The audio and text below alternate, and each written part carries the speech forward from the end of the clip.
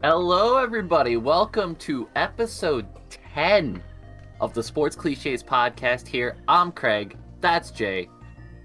We are going to be bringing you all of the news and exciting stuff coming up in this week of the NFL. Before we do that, anything of note from last week that you feel like you need to bring up, my friend? I mean, just first of all, bringing in the end of 2021 year. Happy New Year's, everybody. This is kind of the New Year's edition of the show. We are, last week, plenty of stuff. I mean, I suppose we'll touch on some of these games as we're maybe taking a look, down the schedule this week. I guess the ones that stood out to me a little bit,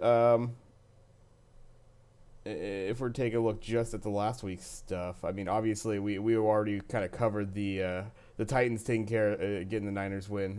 We covered that in the last show because that happened just after that. Um, Kind of some interesting games with Indy being able to actually take it against the Cardinals there. Yeah. Obviously, losing uh,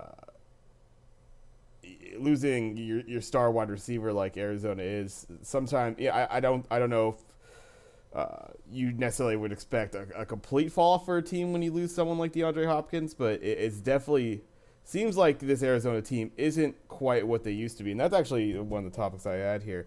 The Arizona Cardinals, kind of one of these teams that. They've had this before. They had this in their the previous season here, looking really good for a good chunk of the year here. At least first 2/3 of the season, they were probably looking like maybe one of the best in the NFC, and they've had a pretty pretty nasty drop off. Obviously, you're talking about the Lions game is going to be one everybody's going to be bringing up for a bit here. Lions playing a great game on that, but I don't know, man. This Cardinals team. I mean, they've now since dropped out. They are no longer the leader in that NFC West, um, and they have secured themselves a playoff spot. But they're certainly backing into the playoffs right now. It feels. Well, that's just it, right? They gotta figure out a way to course correct and quick because you got 2 weeks left of the season. If you can't pull out, you know, at least a win out of those last two and give you something to work with going into the playoffs, going into wild card weekend, where you're probably going to be facing a tough team. All the NFC division leaders right now, I don't think there's no easy game out of the division leaders, right? There's no division leader right now in the NFC that you look at and go, well, if we get the Cowboys, for example, we'll feel comfortable, or the Buccaneers, or the Rams, for that matter, right? Like, I don't think there's a team within those games where you're gonna feel comfortable. Arizona has lost all control over the NFC West, right? They can no longer win it by winning out alone. They would need help. So at this point, you gotta get a win. Potentially this week they play the Cowboys. That could be a playoff matchup in a couple weeks' time, Right. right? But they just need something to get a course correct going because this happened last year to them, right? Where started out great and free fell. They can't go into free fall. Um, Listen, every team this year's had a momentary skid. It's unfortunate for the Cardinals that is happening now, but they need to find a way to stop it, right?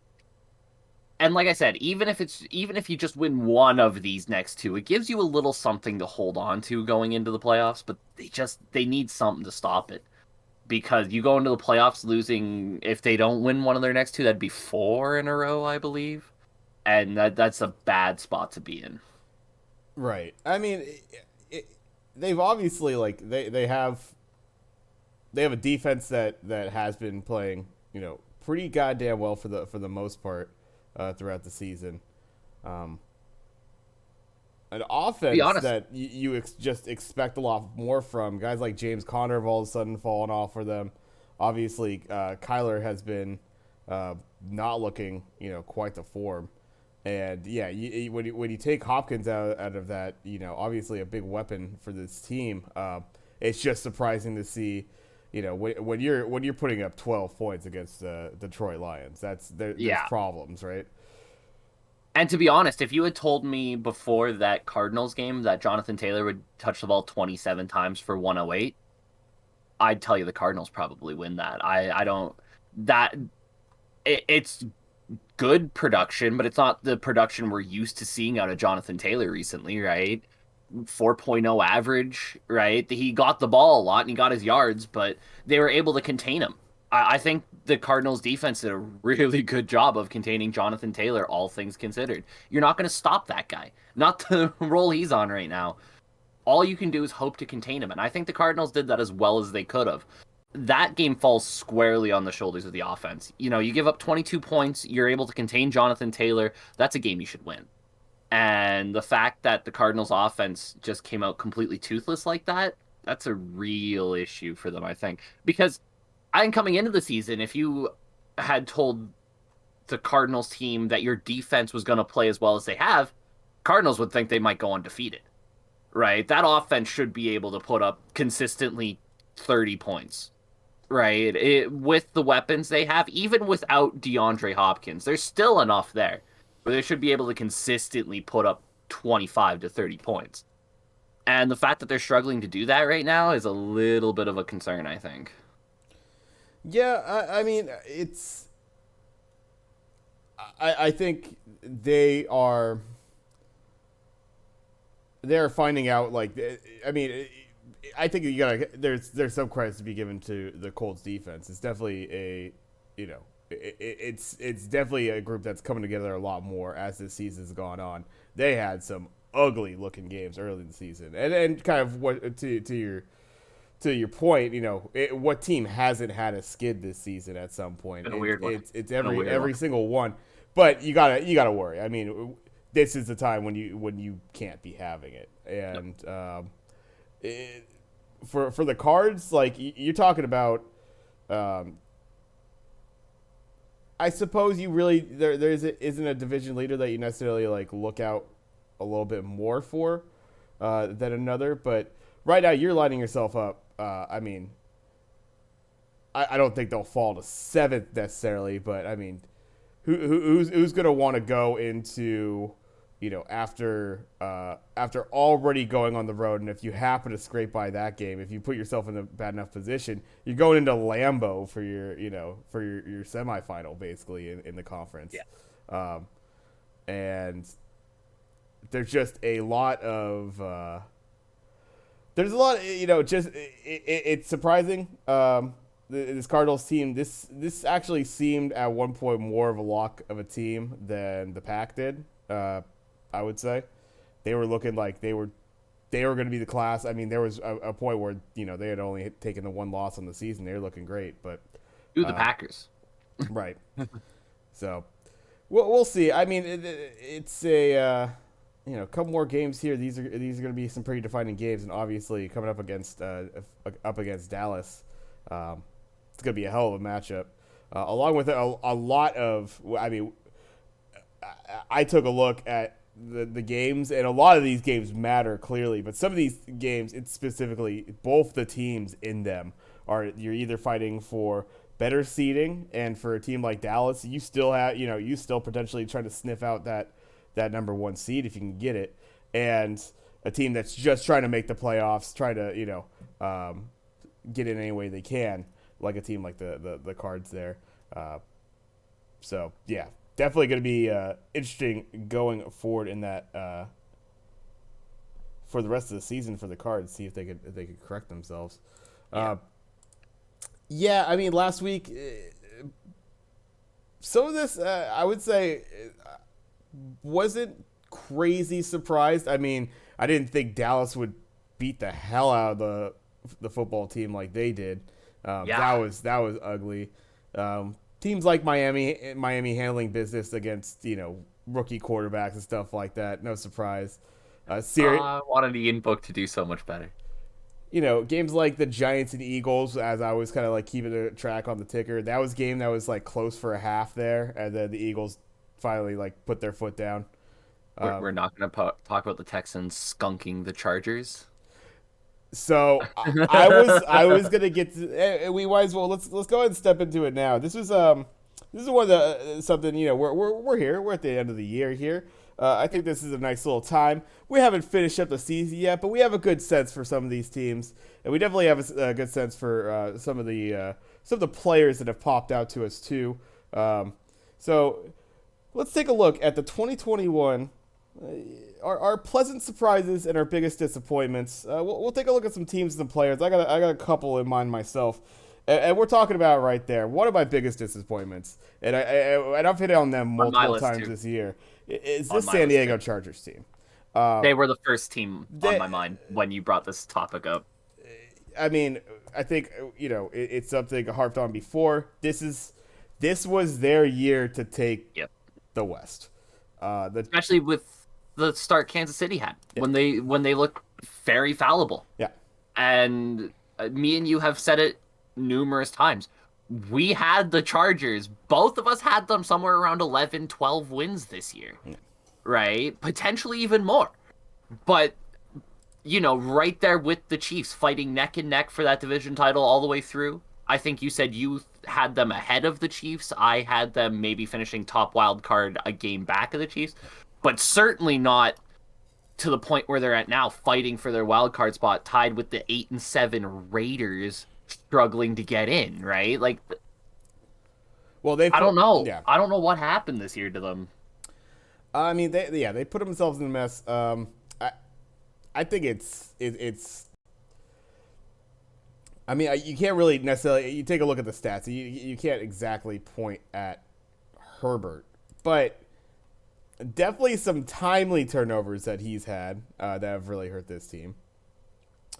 Um, Guys like Austin Eckler, who they have some great games in there, and then they have kind of completely faded off in other games to where they're the Kansas City game. I think you're talking about Eckler having something like 30 something yards. Um, and then you're losing some teams. You really obviously the Houston game, the Denver game getting kind of the doors beaten off of them, and honestly, I think games like the Minnesota game as well, taking losses like that, kind of right in the heart of your season, um, just a very kind of disappointing overall season for a team that they started out and they started out on a nice little 4-1 stretch. They're like, yep, that's the team that could take the AFC West. The Chiefs Yep. were not. They were giving it to them, and pretty disappointing on my end to see them in the position that they are. They can still make the playoffs. Obviously, they're not out yet, and kind of like the other AFC team that I have on my list, they are still right there at that 8-7, but. Definitely not a. I don't have a lot of confidence in them. If they did make the playoffs, I mean, realistically, is this team making it past? Um, Obviously, Chiefs. You point to. You take a look at even your Tennessee Titans. I think Tennessee showed out a little something in their last game, a little Bills more or the moxie. Patriots beat them. Yeah, yeah. I don't know. It's disappointing. It's very disappointing to see this team where it's at.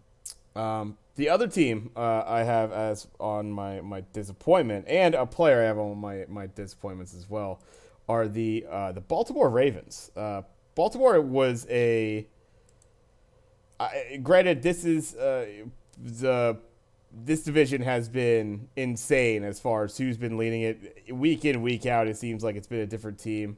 Um, Lamar Jackson, obviously, he's now having to, he has the injuries that are starting to pile up on him. But in general, just like there's something about I don't like the way that their offense has.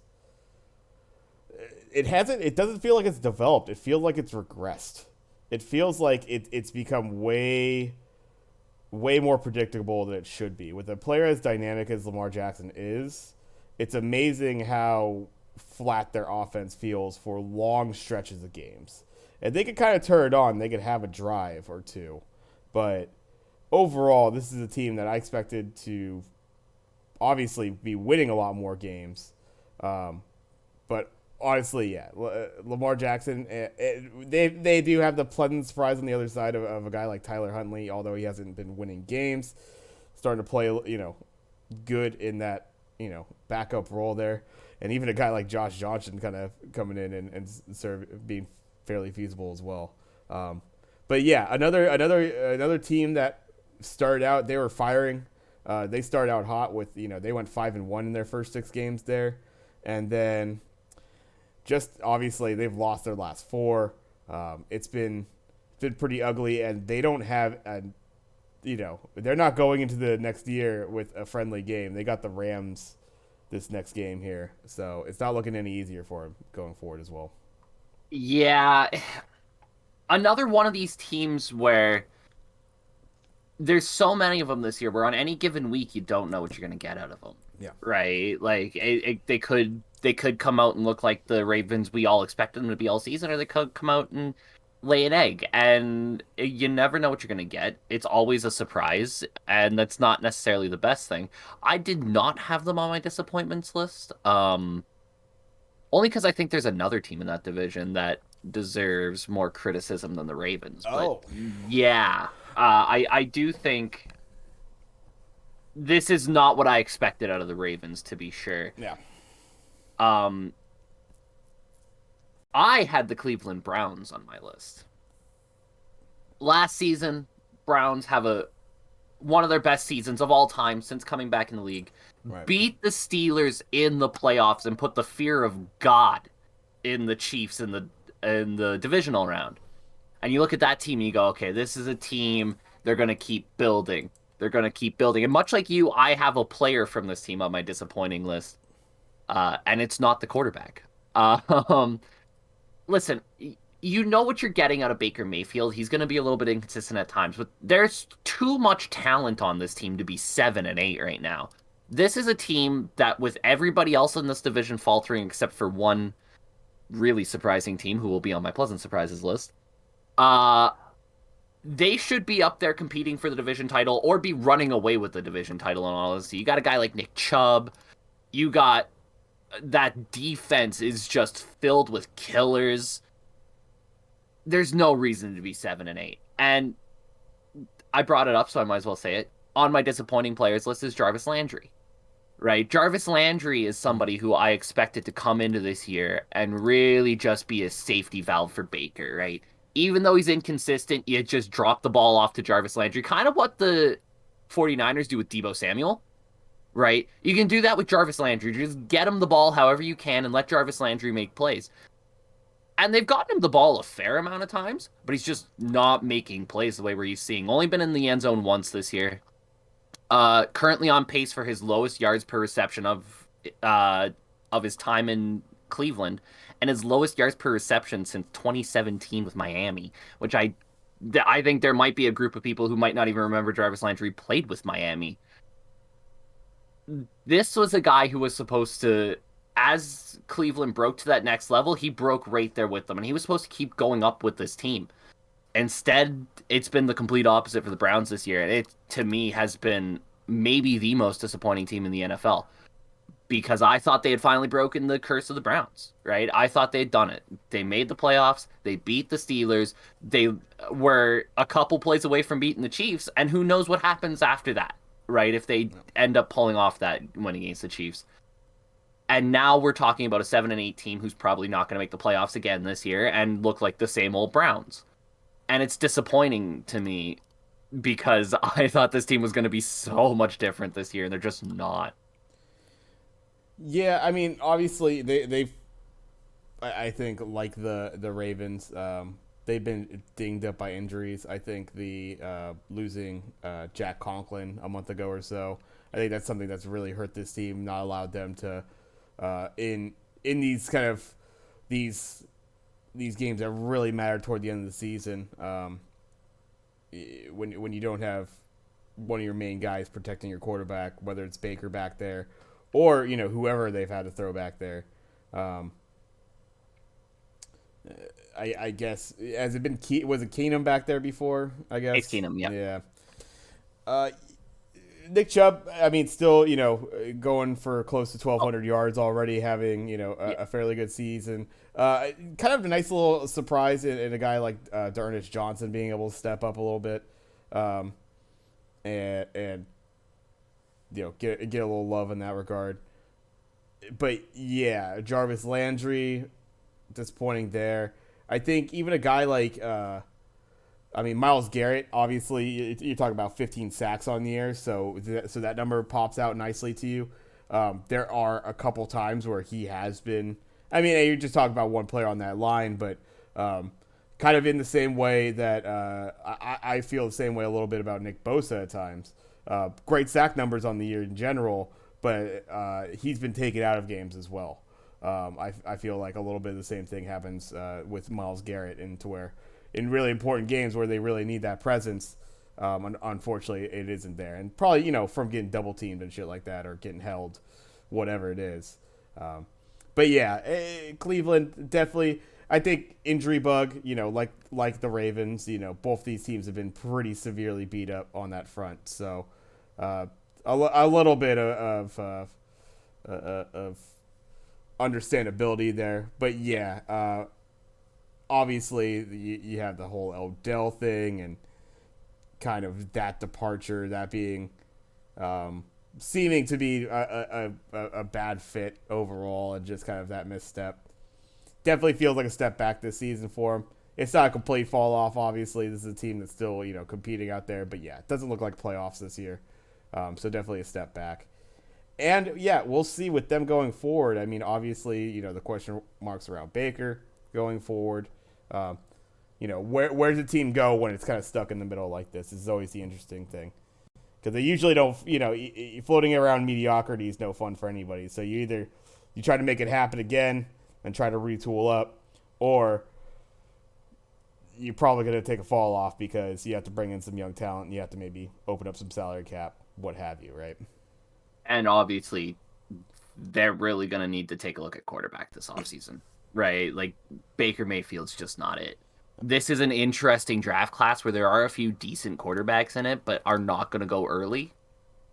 So you can probably scoop up one of them if you're Cleveland, right? Whether it be a Kenny Pickett or if you maybe want to wait a round or two, maybe you like Desmond Ritter, right? But there's gonna be somebody there for you. I think people are getting And high on Pickett for sure. Like, as bad and of a draft class they're saying, they're like, if there's one guy that I kind of like out of here, it's been Pickett, right? if Cleveland's got a shot at Kenny Pickett, they need to take it. But I don't think Kenny Pickett survives that long. I'm actually kind of hopeful the Falcons take him, but uh, There you go. Kenny Yep. Pickett's Yep. gonna be a stud quarterback, I think, in the NFL. And if he falls that far, you got to take him. But there are still a few quarterback options in this draft that uh could be um could be interesting to the Browns, but they need to look at it in one way or another, right? Yep. I don't know if it is a guy like Malik Willis or Sam Howell, if you maybe wait for Desmond Ritter, like I said, or if you maybe look at free agency. We've talked about the guy before. Russell Wilson would do exactly what the Cleveland Browns want to do, which is he would step in and immediately make this team back to what it was last year, looking like an elite offense again. And that could be an option for him. Whether you maybe go out and you look for a quarterback who can make this system work, maybe it is a trade with the Niners for Jimmy Garoppolo. Who knows what it is, right? But they got to do something at quarterback because Baker Mayfield's not it. And I know he's hurt, and I kind of feel bad saying that because it's obvious that he's hurt. But this is nothing new for Baker, right? Being an average quarterback in the NFL, that's not a new thing for Baker, even with the shoulder injury. Yeah, I mean, you'd hope kind of leaning toward on the good side. I know there were some people that would have, perhaps before this season had Baker Mayfield in their high end of their top tens, maybe as far as quarterbacks. I wasn't one of those people myself. I think Yeah. middle of the road. I think I don't think he's.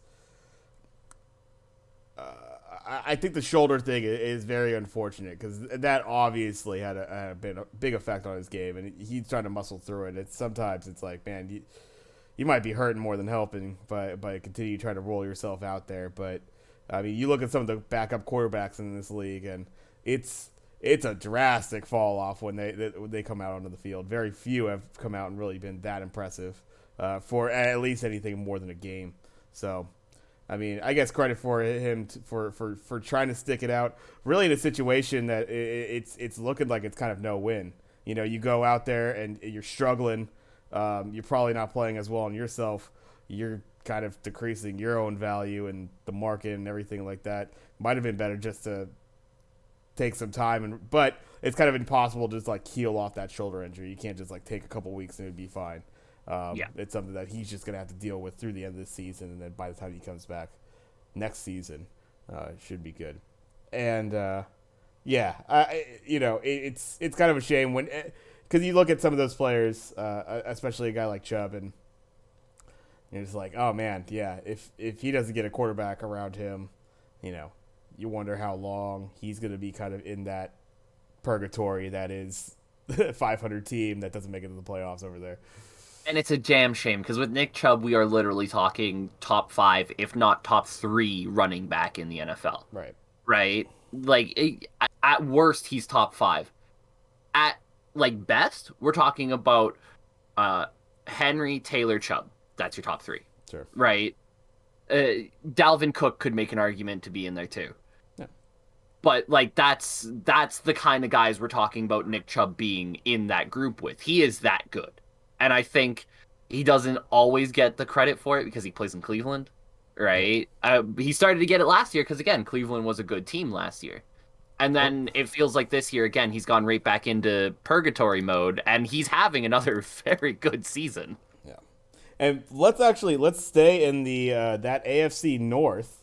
And another guy who you could argue right there in that top 4 of running backs, guy like Joe Mixon, along with his buddy Joe Burrow and the Cincinnati Bengals. Also on my pleasant surprise list. I was scared for Joe Burrow coming into this season because how the fuck is this kid gonna survive on this team? He looks good when he's able to survive back there, but he's getting killed, and you just don't want that guy getting too blown up back there. All of a sudden you're gonna be hearing footsteps, and it just like.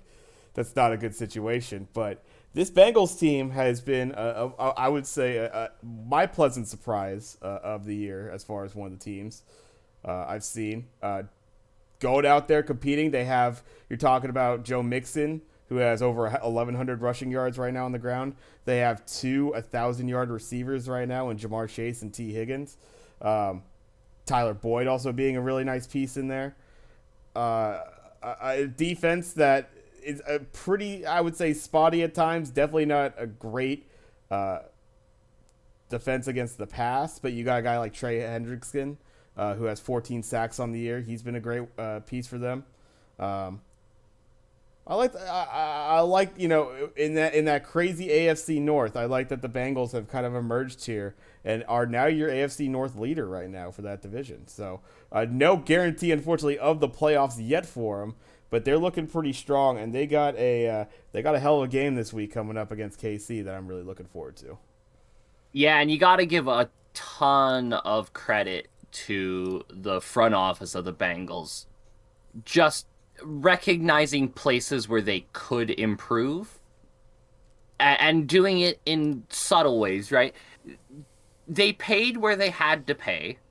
Right? They made their offensive line a lot better. That's obviously a start of it. Adenji,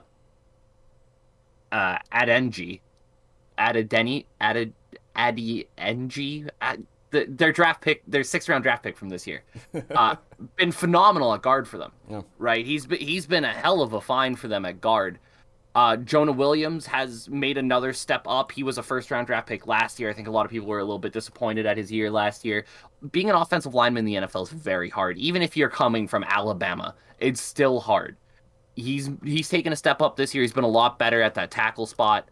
And then they brought in Quentin Spann. They brought in Trey Hopkins, right? They brought in guys who could solidify the interior of that line while letting these young players grow. right? And now all of a sudden that line looks so much better. It's not perfect by any stretch. They still have their issues from time to time. Right. Like, God, you compare it to last year, it's night and day. No, I was actually scared for Joe Burrow. I'm like, this kid's Yeah, not going to make it through the season. How? exactly. Full season with Uh, this team? They're playing another game this season? There's no way. Like, but here you go. Like, they're right there.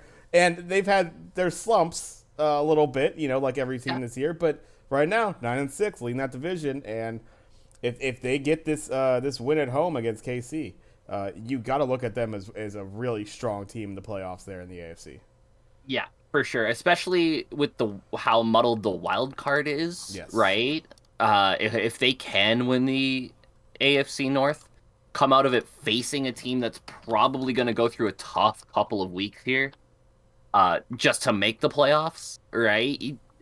You know, they could do what the Browns did last year. You get in the playoffs, you win a game in the playoffs, and now all of a sudden you never know what could happen from there, right? I think the Bengals this year have taken such a massive step forward. Um, and you gotta respect what they did, front office wise, coaching wise, personnel wise. I like the fact that they stuck with Zach Taylor, right? Because even I was unsure of Zach Taylor, but they were sure of Zach Taylor, right? They knew they liked Zach Taylor, so they kept him around, despite having a really bad year, right? Despite the fact that Joe Burrow got murdered last season and looked like he wasn't going to survive another NFL year. Right. They kept Zach Taylor around because they liked what they had. They saw internally that they liked him, and they kept him, despite the fact that everybody wanted him fired. Right? So you gotta give credit there too. I think the front office did a lot of good things this year for the Bengals in recognizing little changes they could make, right? They knew they had their quarterback, they knew they liked them. So from there, it's like, well, he's got this guy that he loves in Jamar Chase. We're gonna pick him. We're gonna show him the respect. We're gonna show our quarterback respect by saying, "This is your guy. We're gonna bring him in for you." Right? And I think things like that an organization can do, that the Bengals usually screw up, by the way. Yeah. They're not usually an organization that does the right thing. Uh, I think the front office, the coaching staff, everybody did a lot of good things this year, and it's showing up on the field, and you got to respect that. Players are playing well. I like the way they've been coached this year. I don't think they've made any fatal coaching mistakes in many games. So big ups, right? What can you say? It's a team that I would have expected. Like if they had won 6 games this year and Joe Burrow stayed healthy through the whole year, I would have said great season for the Bengals. That's what they needed, and now they're here looking at a playoff team. Yeah. Yeah, absolutely. I mean, just yeah, quite a pleasant surprise. So they definitely they were one of the first on my list. And I got two more players I want to hit on, and not necessarily because I think this is actually kind of a team almost disappointment. They've really come on strong lately. But our boy Tua and the Miami Dolphins. They, I had them on my disappointment list at first. I'm not So gonna lie. Miami Dolphins, I would say, yeah, that beginning of that season, they've obviously rallied back Yeah, now, and they're looking nice. But yeah, there was a long stretch there, but I was more specifically looking at Tua here, and uh, just some nice poise from the kid, and for what looked like was going to be a wash of his early career in the NFL. To have him, yeah, just leading this team down, and they're looking, nice enough on offense. So I think, a team that's really coming up right now at the right time, and one of those teams that, yeah, who would want to face Miami right now if their defense is especially stepped up like they do, and Tua's, calling the game like he does and doing pretty well with it. So that was just the one I want to hit on real quick as a player. I don't know if you have anything as far as the Dolphins or Tua here. Uh, not as much, right? Like I said, I had them on my disappointment list when you gave me this. When you told me, like, hey, this is what I want to touch on today. I had the Dolphins on my disappointment list. I ended up crossing them off because ultimately you look at that division, and my last surprise team we'll talk about in a minute. Uh, I feel like they could have done. Like, I feel like they should have done more this year, right? You look at the way they started the season, you look at how good that defense is, and you look at how honestly disappointing the Bills have been at points. Not quite disappointing enough to make my disappointment list, but they've been disappointing nonetheless. Uh, I would have thought the Dolphins would win this division. And instead, right now, they're in third. They still have a chance to win it, I suppose. But given the way they've come on recently, starting to show the team that we all thought they were, I felt it was a little bit harsh to put them on the disappointment list. So I didn't. Um, but yeah, Tua, man, they wanted him traded a few weeks ago, Yeah. right? Like they wanted him out. And he's gone back to his roots at Alabama, right? When he came into the league, everything we were told about him is he's not a burner. He's not going to throw 80. He's not going to throw 80-yard bombs at a time, but he's accurate. He won't miss guys very often, right? He'll hit his guys. And that's what he's done, right? He's gone back to that, right?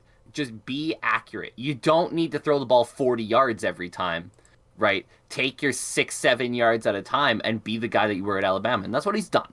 And you gotta respect the guy who's had a rough start to his career, recognizes mistakes that he's made, and improves them, right? He tried too hard to be something he's not in the NFL, and I think we're starting to see now what Tua is, right? He's accurate, he's consistent, he'll hit guys consistently for 7-8 yards at a time, he'll move the ball downfield methodically. Listen, Tom Brady made a hell of a career for himself not having a cannon of an arm. You can do it in the NFL, right? So I hope Tua continues to develop and improve. I hope Miami continues to develop and improve because I think for the first time in a while, the AFC North is a fun division again, right?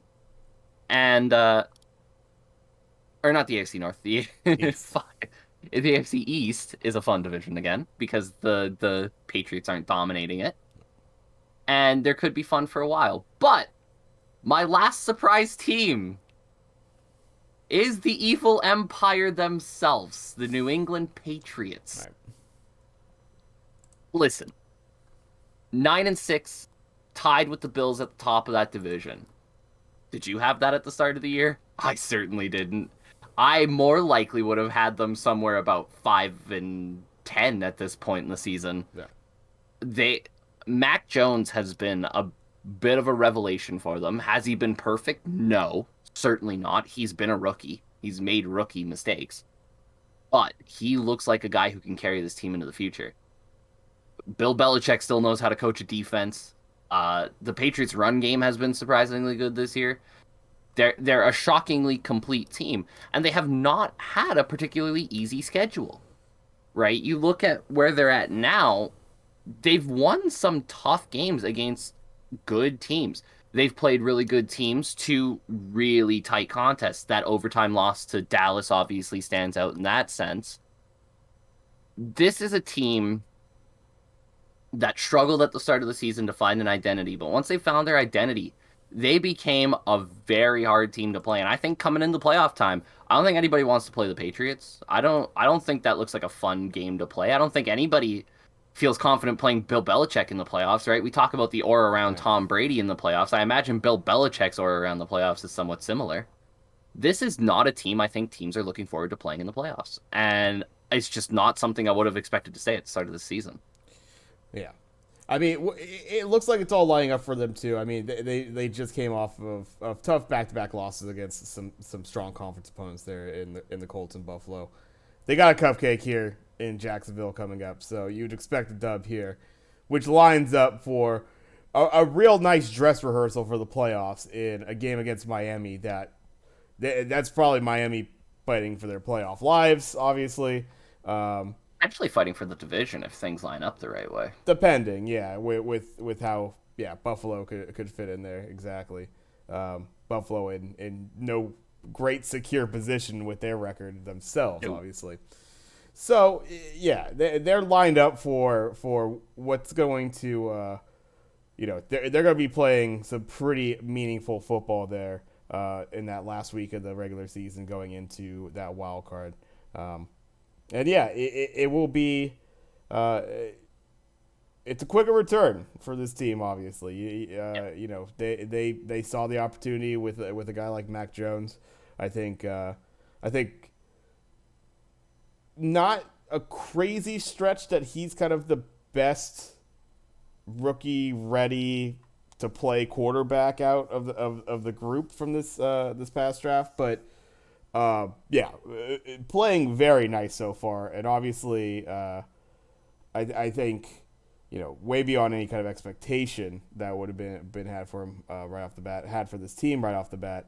Um, that Colts game was a little rough. There was definitely some clear rookie mistakes in that Yeah. one, but yeah, nothing you could really you could ding him or that team on. So yeah, they have been obviously this is a quicker resurgence for this Patriots team than a lot of people would have expected. Um, and then I'll just hit real quickly. We don't have to touch too much on it because I don't think we really need to look on the stats. And I gotta go Homer because it's me. So Debo Samuel, what a fucking player! Like I think coming into this season, it was. I think there was a lot of some look at Ayuk. I think Ayuk was kind of thought of going to have a nice resurgence, at least like as far as like fantasy stuff I was seeing, as far as players were concerned. Um, Debo Samuel in a for a team that immediately lost their starting running back first game of the season. I think everybody kind of forgot that Raheem Mostert was actually the starting running back for Yeah. this team, and they haven't had him the entire season. Arguably, I would say easily potentially one of your top five running backs in the league when healthy. Mostert could fucking move. Uh, Top 10 for sure. yeah, I mean, yeah, and wherever you want to put him Yeah. specifically, that's fine. But a damn good running back, right? Very good running He's back. immediately lost for the season, so it's like, goddamn, here we go again. Um, and Debo able to work within the West Coast kind of passing, the quick passing offense. Obviously, that yard after catch, best in the league. Um, Reason for that, or one of the best in the league. I don't know if Cup's like passed it by now or exactly where the numbers are, but one of the best in the league, if not the best. And then it's like, well, shit. I mean, we're down to Elijah Mitchell, and even he's getting injured. We drafted him in the 6th round. Trey Sermon's injured. We got maybe Jeff Wilson Jr. back there. Shit, let's put Debo back there, and he's one of the best running backs in the league. Like leading the team in both passing and or receiving and rushing touchdowns for a time there. I'm not too sure if that's still the case right now, but hell of a year. Debo Samuel was a pleasant surprise player wise. I knew he was gonna have. I love Debo. I kind of knew going into this year that he was gonna have a good one. I didn't think he was gonna have this kind of crazy, like showing how dynamic of a player he is kind of year. It's been really fun to watch. So yeah, it's interesting. Both of the pleasant surprises I have written down here are the same thing of players who are having really good seasons, but are so much better than I thought they were going to be. Like players who I thought were going to have good seasons, but Yeah, they've gone so much further beyond. And Debo is one of them. Uh, he is the stir that straws that 49ers drink, right? Without Debo Samuel, it's scary to think about where the 49ers might actually be this year. right. Because there's been games where it's been okay. First down, hand the ball off to Debo Samuel. Second down, pass the ball to Debo Samuel. Third down, whatever, get the ball to Debo. It's just been that, right? And it's constantly Debo Samuel, and they've props to the coaching staff in San Francisco for recognizing, hey, this guy's our do-it-all guy right now. Let's find ways to get him the ball. Doesn't matter how. They've done it before with George Kittle, Right. right? They've done it in the past with George Kittle, where let's just get him the ball. I think it works better with Debo because he's a bit more explosive on his first step, right? When you hand the ball off to Kittle, yeah, you're gonna get a few yards because he's just gonna run guys over. But the big play potential of handing the ball off to Debo Samuel is honestly scary at times, right? Because you hand the ball off to him, he could break 20 yards because he's just that explosive. And it's been unbelievable watching him just go from the guy who, listen, he was supposed to be the number one receiver coming into this season, I think, maybe number two, depending on how you slotted him in Ayuk. Yeah, But that was kind of the argument. Is Ayuk was actually going to have like more of a breakout mhm. yardage season this year, but But this is a guy who was supposed to do good things for San Francisco this year, but he's done so much more than you could have ever predicted him to do yeah, that when you're talking about biggest pleasant surprises of players, I don't know how you can't put Debo Samuel in there. Um, but my other one, I don't think this should be a surprise to anybody. At one point, he was plus 50,000 in the MVP race. Jonathan Taylor's a fucking freak. Um, he, what he's doing this year, and it's a shame Derrick Henry got hurt because we could be talking about the greatest running back race that we've seen in a while between these two. right. But right now, if I had to pick an MVP, it would be Jonathan Taylor. And I know Aaron Rodgers is the betting favorite right now, Right. but Jonathan Taylor's right there. And don't be surprised if for the first time in a while a quarterback does not win the MVP this year.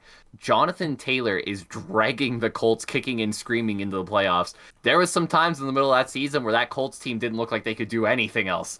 But you give the ball to Jonathan Taylor and he's going to drag that whole team to a win. Yep. And now the team's starting to come together, right? He got them through that stretch that the Cardinals are going through right now. Right? The difference is instead of losing a bunch of games, they were winning because they just gave the ball to Jonathan Taylor and he'd run for 170 yards. Yeah. Right? When Carson Wentz is throwing weird interceptions out of the end zone and their defense is allowing passing yards out the wazoo, they just gave the ball to Jonathan Taylor and he won them games. Now, you got a complete team here. They've gotten through that skid. Carson Wentz is starting to look a little bit more consistent. He's realized that he doesn't have to be gunslinger Wentz every time. When you have Jonathan Taylor, sometimes keeping the ball is the best thing you can do.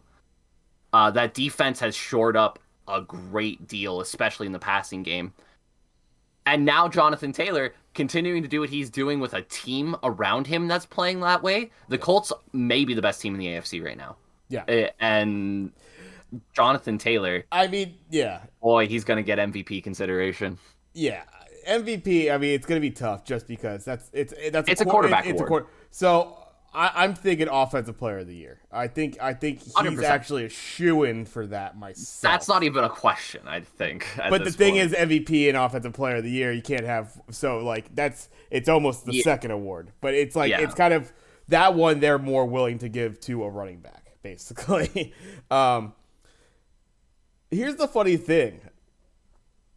I kind of expected this from Jonathan Taylor, dude. I knew that. Like I've this. I've always felt like he was a fucking beast. Like he's having a fun. I had him. Obviously, it's a fantastic season, no doubt. Absolutely, there's no doubt. But it's like just seeing how he's run before. It's like, okay, if they get the offense going around him, and let's be honest here, Carson Wentz. Not a huge, like, he's playing phenomenal, but a pleasant surprise in how he's operating the team as well. Like, when he's not doing the stupid shit like he was doing, a couple times there. And obviously people will look to that Tennessee game was so fucking long ago. More or less doing what he needs to do. He's getting 200-something yards a game, a couple tutties, helping extend some drives for him. And yeah, hand the fucking ball off. And it's working out well for him. Obviously, yeah, Taylor's playing phenomenally. So it's not like, oh yeah, I could call that he was going to have an MVP season. But, like, you have a damn good feel. This guy's going to be, he's going to be damn good. Like, it was going to. His rookie season was scary good. Right? Like, as a rookie, running for 1,100 yards or whatever the heck it was good. But he was unlimited. They really handcuffed him as far as his time, though, right? Like, they really played him. They played him pretty light in that rookie season. I felt like there were times when he could have been getting the ball. He could have been getting a lot more touches, and they weren't giving him that. Like they were really like limiting him to like, all right, you get 20 carries in a game, and then he had 232 rushes last season. Yeah, so, right. It is 16 game season. Yeah, and he only played in 13 of those games. Okay. right? So yeah, 20 he wasn't the touches a starter game. coming out of camp kind of thing, Yeah, right? yeah, Like yeah. he was the number 2 guy coming out of camp, I and then think. he quickly took the spot. Yeah, yeah, that's true. It was a little bit of that transition too. So Yeah, he wasn't even getting the consideration for getting touches. I felt like I don't know for some reason, and it's not like I'm diehard following the Colts, but I felt like there were times early or late in the season last year for him that they weren't giving him so many touches, especially toward going into the playoffs or toward the end of the season because they were trying to keep him healthy, which isn't a bad call, especially for a kid that's yeah, you're going from college to the 21 men's year league, old. right? Yeah, Yeah, exactly. Okay, now these guys are a lot fucking bigger and faster. They hit a lot harder too. This sucks. yeah, no kidding. Yeah, like I said, coming into the season, I think I had him, third, maybe fourth best running back in the NFL. Right, like he was definitely there. But for the fact that like you look at the MVP odds, right, and going from like plus 50,000 at one point in the season, $1 would get you $50,000 if he won the MVP. Yeah. To being plus 700 or whatever the heck it is.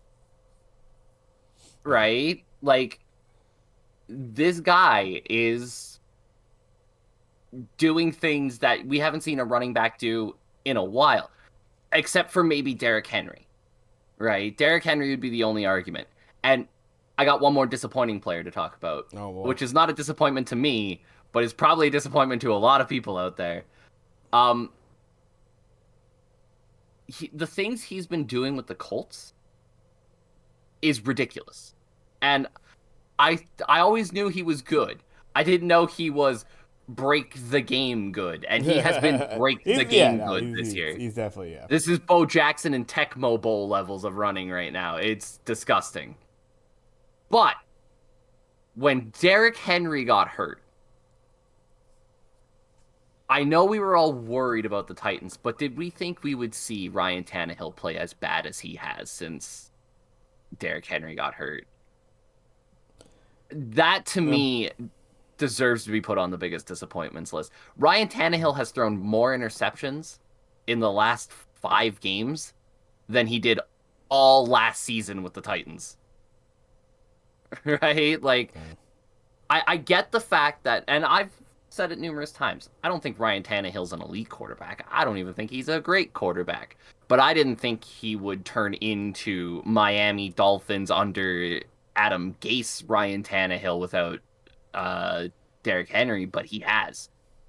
And this is a team that's going to make the playoffs by virtue of having that start with Derrick Henry. This is a team that might be getting back Derrick Henry, and if they do get back Derrick Henry, look out, because the Titans are scary again. But Ryan Tannehill has certainly thrown a massive, massive question mark around himself in recent weeks. Yeah. And I do have him on my disappointment list, even though I've never been a big Tannehill guy myself. No, I mean, yeah, definitely. He's. It was a feel good sort of thing, right? It was like Tannehill, obviously, Dolphins, early career, looked bad. Comes back to the Titans.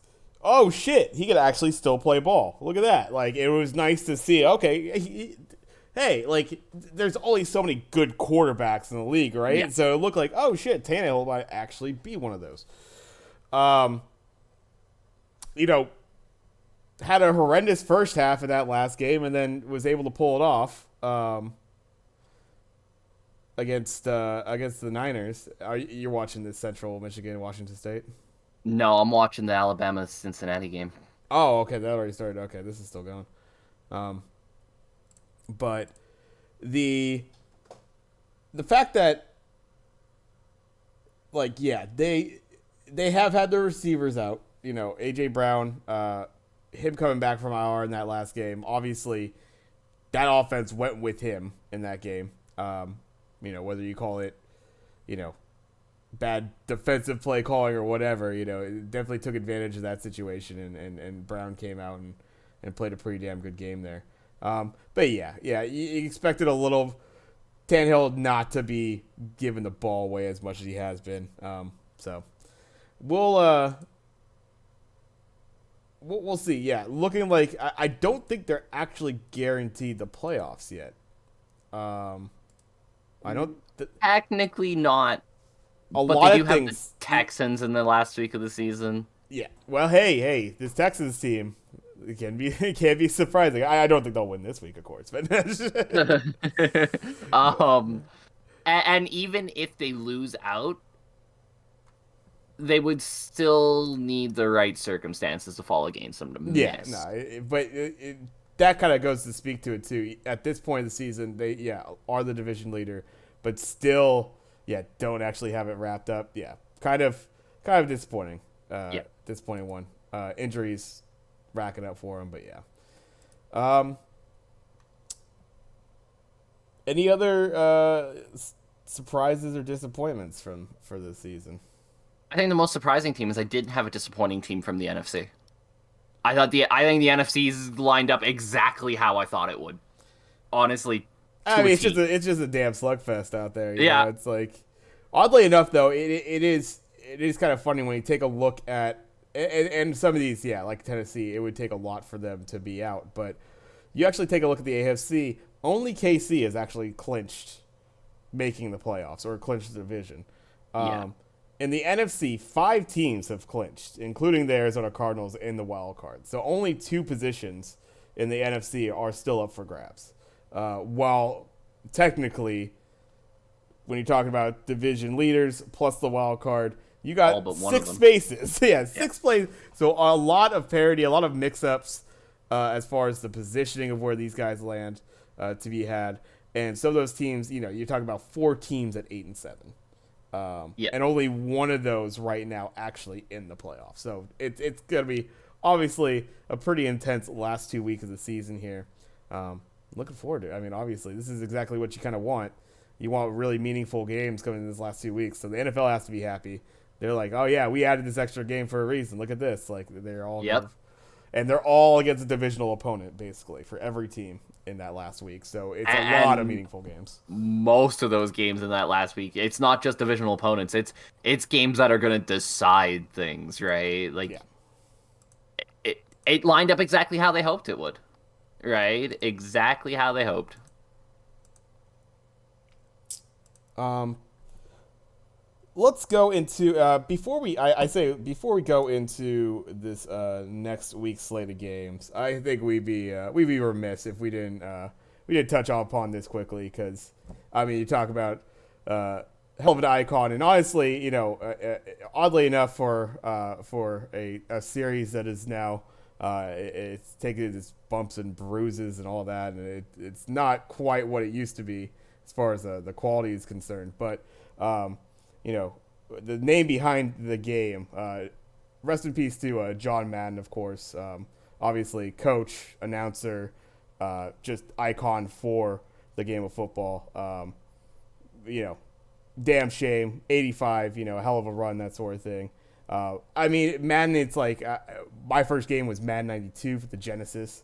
Love that game to death. Still, like, I could play that The right ambulance now. one, And, right? yeah, exactly. That's Yeah, like that first was one. mine too. Yeah. It's mine too. Um, fucking awesome game. But Madden has even been something as far as stuff that I've had jumped into kind of lately. It's kind of been the catalyst for an entire group of people I have as close friends. It was all kind of behind the game and like doing our group franchise in Madden. So Madden will always be something as much as it's not a very well put together game anymore. Definitely something I look at fondly. And then of course in the booth, that sort of thing. Iconic dude. Yeah. And obviously a hell of a coaching career. So got to bring it up. Rest in peace to John Madden there. Yeah, I read somewhere on Twitter after he had passed, somebody said, for people of my age group, football commentary sucks nowadays because we grew up listening to John Madden. And to me, I so agree with that, right? That booth of Pat Summerall and John Madden to me is so iconic. And like nobody's even come close. And ironically enough, the closest to some that has come to it is Al Michaels and John Madden. Yeah. right? And like beyond that, I can't think of a booth in football that's been as good. Like that's just been as fun to listen to. Um, and he brought up the Madden games, and another Madden story that I'll throw out there is so back in the day, and I think this speaks a lot to how John Madden looks at football and how much respect he has for the game of football. Back in the day, football games were always 8v8 because they couldn't fit 11 players per side on the screen. So it always lined up 8v8. When they made the first John Madden football, which I believe was in 1990 for the SNES, it might have been 90 or 91. It might have been the one before 92 Yeah. or two before 92. I can't remember. But they had it 8v8, and Madden told them no. That's not how we're going to do this. If we're going to make a football game with my name on it, it's going to be 11v11 the way the game was meant to be played. And he got in there with the team, and he was so instrumental in not just creating that game but creating a game franchise, right? And creating the game the way he thought it should be played. And for somebody like me and you who are video game players and who obviously grew up playing sports games, you say the name Madden and it does evoke those memories. Madden 92, obviously a classic. I always bring them up, like Madden 04 to 08. Yeah. Go back and play them right now. They're the best football games you'll ever play. Oh, they stand. Yeah, they stand up. Stand the test of time. Classic. I love setting the prices of my freaking nachos and stuff like that. Like Yeah. the little details in those games, right? And there was a quote that came out after he passed when he did an interview in 2017, I want to say. And he was asked about returning to the booth, and he said he'd never do it. And he said the reason was nobody wants to listen to an old man who's watched the game pass him by call football. And to me, you hear a guy who speaks like that and who stayed so in touch with the game never passed him by. I'm sure he could have stepped into the booth and called the game exactly the same way he could have. Yeah, yeah. Absolute legend. Uh, it sucks. The world of football is less fun without him in it. Obviously, an iconic voice. His commercials were iconic. His coaching was iconic. This is a guy who deserves all the respect in the world. And yeah, shout outs to John Madden. Rest in peace. Yeah. And I mean, shit. I mean, it happened today, so, and I see Bag kind of pointing it out my chat here. I mean, we might as well, call it out. You know, I watched some girls in my day. I had no, but honestly, a lot of respect for a hell of a career, hell of a go, and unfortunately, Betty White passing today was it some 3 weeks short of 100. some damn unfortunate news. I mean, pretty much fucking me. Hell, like quite crazy. But yeah, rest in peace to Betty White, and I will be right back. Yeah. I'll touch on the Betty White thing while he's gone. I did watch a lot of Golden Girls growing up. And Betty White, if you heard her speak, was somebody who always believed in like being the best person you could be, right? Like she always said the secret to her youth was kindness and being supportive of another person who's not yourself. And to me that describes Betty White in a nutshell. Yeah, it's been a rough couple of days. I was watching ESPN earlier today. Betty White obviously passing, John Madden, Sam Jones. To NBA fans, 10-time NBA champion with the Boston Celtics died today at 88. Listen, when you get the nickname Mr. Clutch, clearly doing some things right. So while we're in this shouts out, rest in peace moment here, I'll throw one out to Sam Jones too. Well before my era, obviously. I'd be lying if I said I watched a lot of Sam Jones play basketball, but I know the name Mr. Clutch, and I know the fact that the dude won 10 rings with the Celtics, and I mean, what else can you say? That's some iconic shit right there. All right, sorry about that. Quick delivery to take care of. Um, yeah, let's see. Anything else you want to hit on before we get into this week's slate of games? I think we kind of cover our moments at the end of the episode. Yep, I think that works too. I All think right. that will be a good way to end it. Let's move forward into the week that will be. A week that is, and we open it up with our very own, this Atlanta Falcons team. Whenever I have, oddly enough, I take a look back, specifically in Atlanta games, I have done very well whether I'm picking for or against them. So the Atlanta Falcons going into Buffalo here. 7-8 Atlanta Falcons still technically has an opportunity to still make the playoffs here. Buffalo Bills at 9-6, leading that NFC or AFC East, but just slightly there at 9-6. Buffalo getting minus 14.5 at home here. What are your thoughts going into this one, Craig? That's a hell of a line. That's a Um, giant line. Listen, I got it wrong last week, with the Falcons, despite getting it right. I did say the Falcons would win, when I didn't think they would win. They didn't cover the spread, obviously, but they managed to win a game where Cordero Patterson didn't play well. Yeah. And I think that's kind of important to them because that's not been the case this year. If Cordero Patterson had 13 all-purpose yards last week and a touchdown, right? Like they lose that game more often than not Right. this season. It was nice to see Russell Gage step up, right? He's been a guy who's had good moments this year, but ultimately they need more out of him without Calvin Ridley.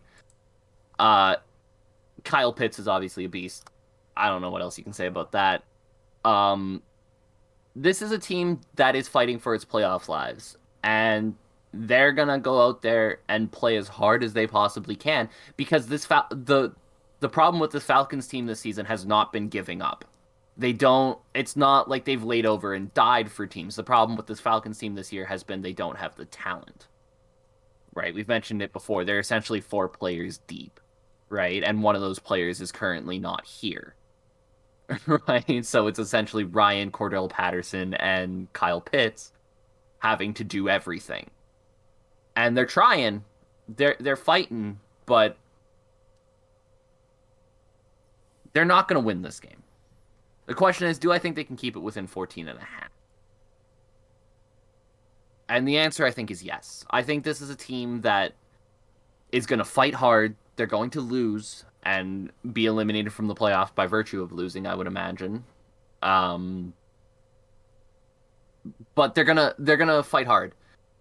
And I'd be lying if I said I wasn't somewhat happy with the season the Falcons have had, all things considered. So I think we'll see it again. They'll fight hard. They'll give this Bills team a good run for their money, but ultimately the Bills are going to take it. Falcons cover, but Bills outright. Yeah. I mean, yeah, I think for me, when I saw this line initially, media poll was, I gotta go Atlanta. That's just too giant of a spread. You talk about a 2 touchdown win is still in the favor of Atlanta purely on the spread. So I gotta go with them as far as the ATS is concerned. This Buffalo Bills team has, this is you gotta say a kind of a disappointing 9-6 for them. Yes, very much They so. have looked ugly. They have lost some games. Obviously, yeah. You talk about the tornado they had to play in against New England at the beginning of this month. That's one thing considered, but there's been some ugly games for them. In even some of their wins haven't been the prettiest things ever.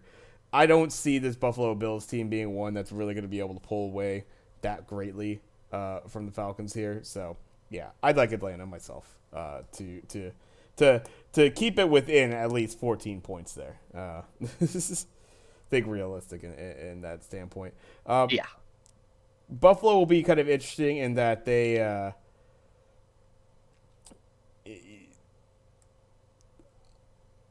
I think I generally like this is a team that they have to.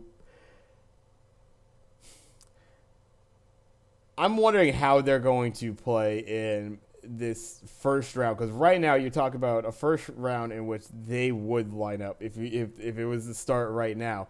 They're playing the Indianapolis Colts in that first game, and who the hell do you feel better about in that circumstance? Colts. You got to feel better about the Colts even on the Not road. even close.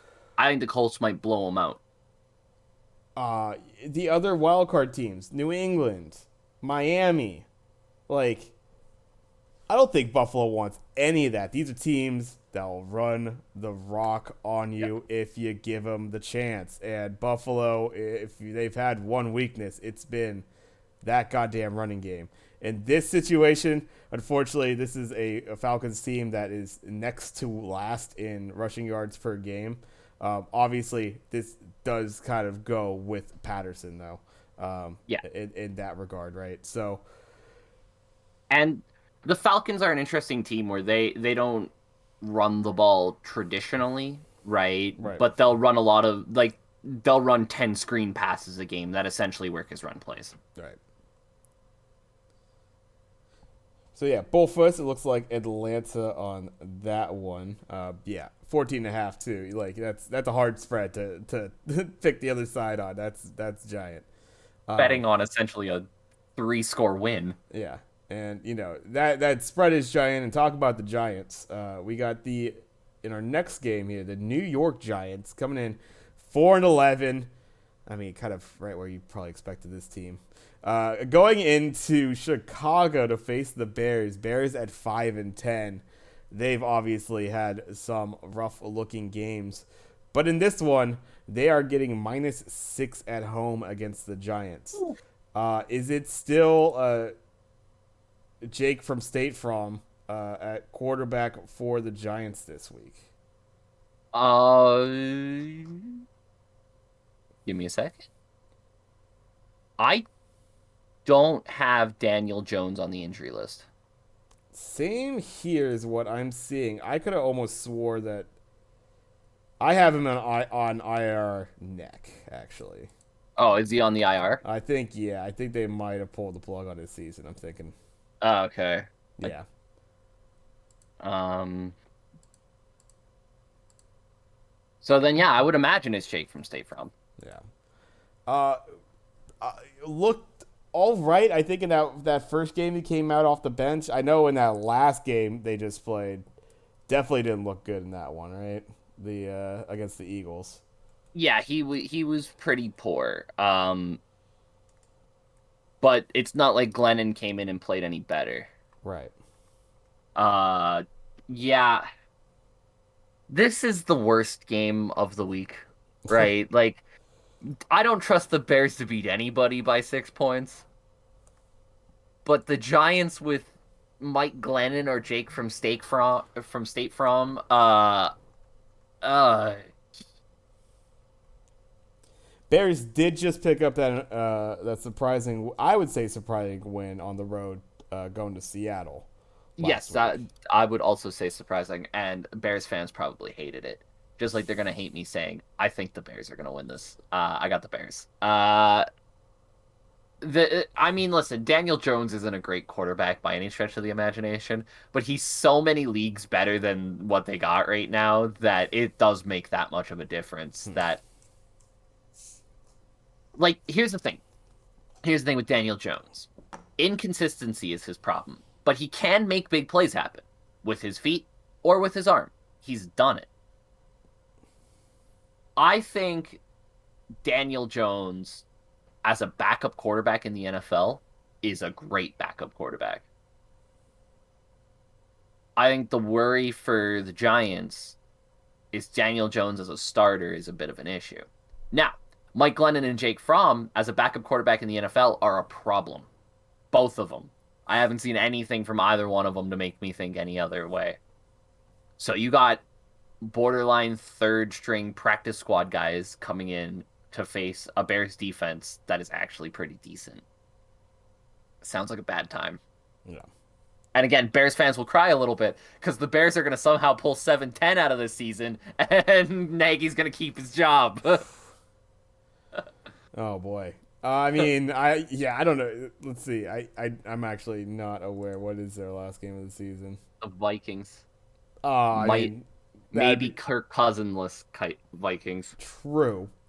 Um, yeah, I got Chicago myself. Even with that spread, I don't necessarily love -6 for them, Yeah. but the Giants are a team that I don't know if they put up 6 points.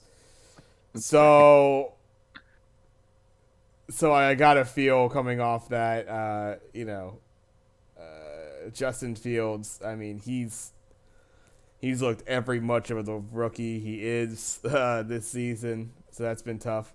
Um, he is apparently questionable going into this game, uh, which I guess would put Andy Dalton potentially back on the table if need be.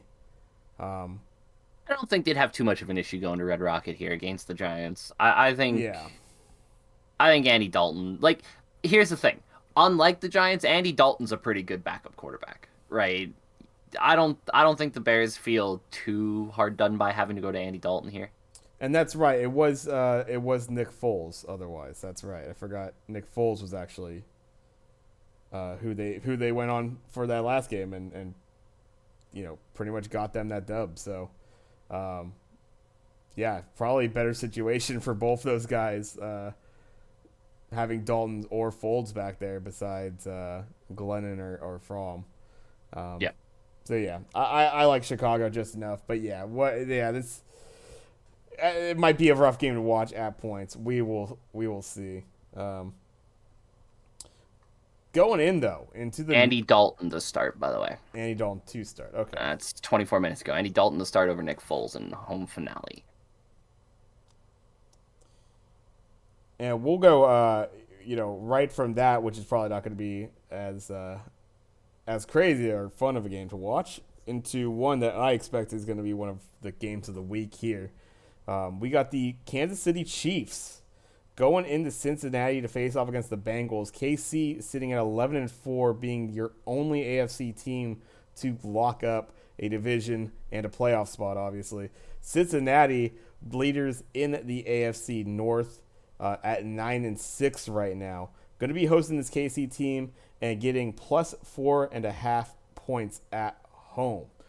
KC obviously a little bit of a different team. They are riding pretty high, having won, I want to say, their last 6 or 7 in a row. I think no better than that. Last 8 in a row. KC has won. Cincinnati, having picked up the last couple wins here against Baltimore very nicely, kind of spanked them and did just enough against Denver. I think more importantly for Kansas City than the 8 in a row is how impressive the recent ones have been. Mm-hmm. Right. A big issue for Kansas City, even when they were winning some of those games, that 13-7 game against the Packers, that 19-9 game against the Cowboys being prime examples of this, and the 20-17 win over the Giants, is they just weren't playing well. Right. They were winning because they had more talent, but they just weren't playing well. That Packers game, if Aaron Rodgers plays in that, it could have been ugly the other way. Right. Uh you look at the way they've played the last few weeks, obviously skunking the Raiders, skunking the Steelers, that overtime win against the Chargers where the offense showed up, and then beating the Broncos the way they did. Um, that they're looking like the Chiefs again. Right. I've been super impressed with the Bengals this year. We talked about that before. 4.5 is still not enough for me to think that they're going to get this done. I like the Chiefs. Uh, they look like the best team in the AFC again, maybe outside of the Colts, right? Like, I just don't think the Bengals are going to be able to keep up with them. Yeah, this is one of those ones where obviously you got to be feeling good about Kansas City right now. Yeah, really hitting their stride here toward the end of the season. So they're going to be scary every time they go out.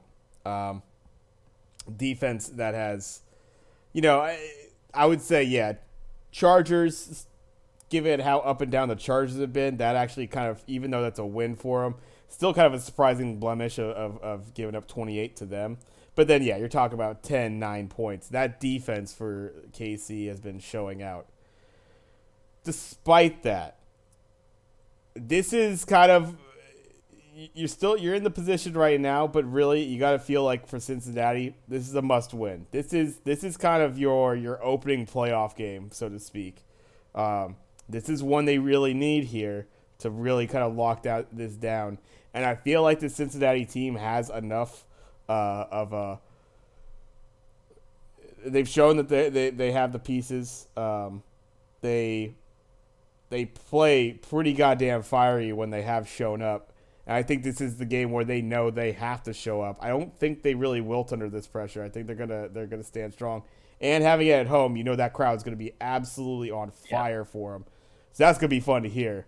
This is when you talk about a fan base that hasn't had so much to cheer about, and they got it. Like this is the big dogs. They're coming into your den, and you gotta defend it. They're gonna be fired up.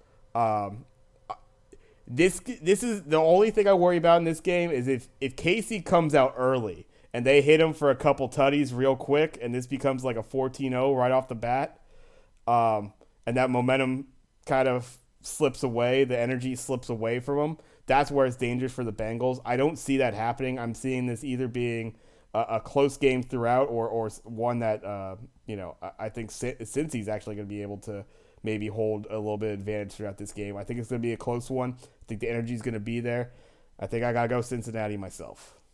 Okay. I can't argue it. I just if the Chiefs are the team that I think they are, this is a game they should win, right? Because to me, the AFC right now is a two-horse race, with a potential third horse, in a bit. Um, in the Tennessee Titans, right? So I don't think the Bengals are quite there yet. They might be. We'll see, but I don't think so. Yeah, I mean, this is going to be where they have to show out. This is going to have, this is going to kind of define if this team is going to be. I mean, they could still technically make the playoffs and everything if they were to drop this game, but I think you got to feel like this is as much of a must win as it could be. And yeah, if this team's ready to turn the corner, it's got to be in this game. I feel pretty confident that they do have the ability to do so, but that is to be seen. This is going to be a good one. I'm really looking forward to it. I think it's by far one of the games of the week.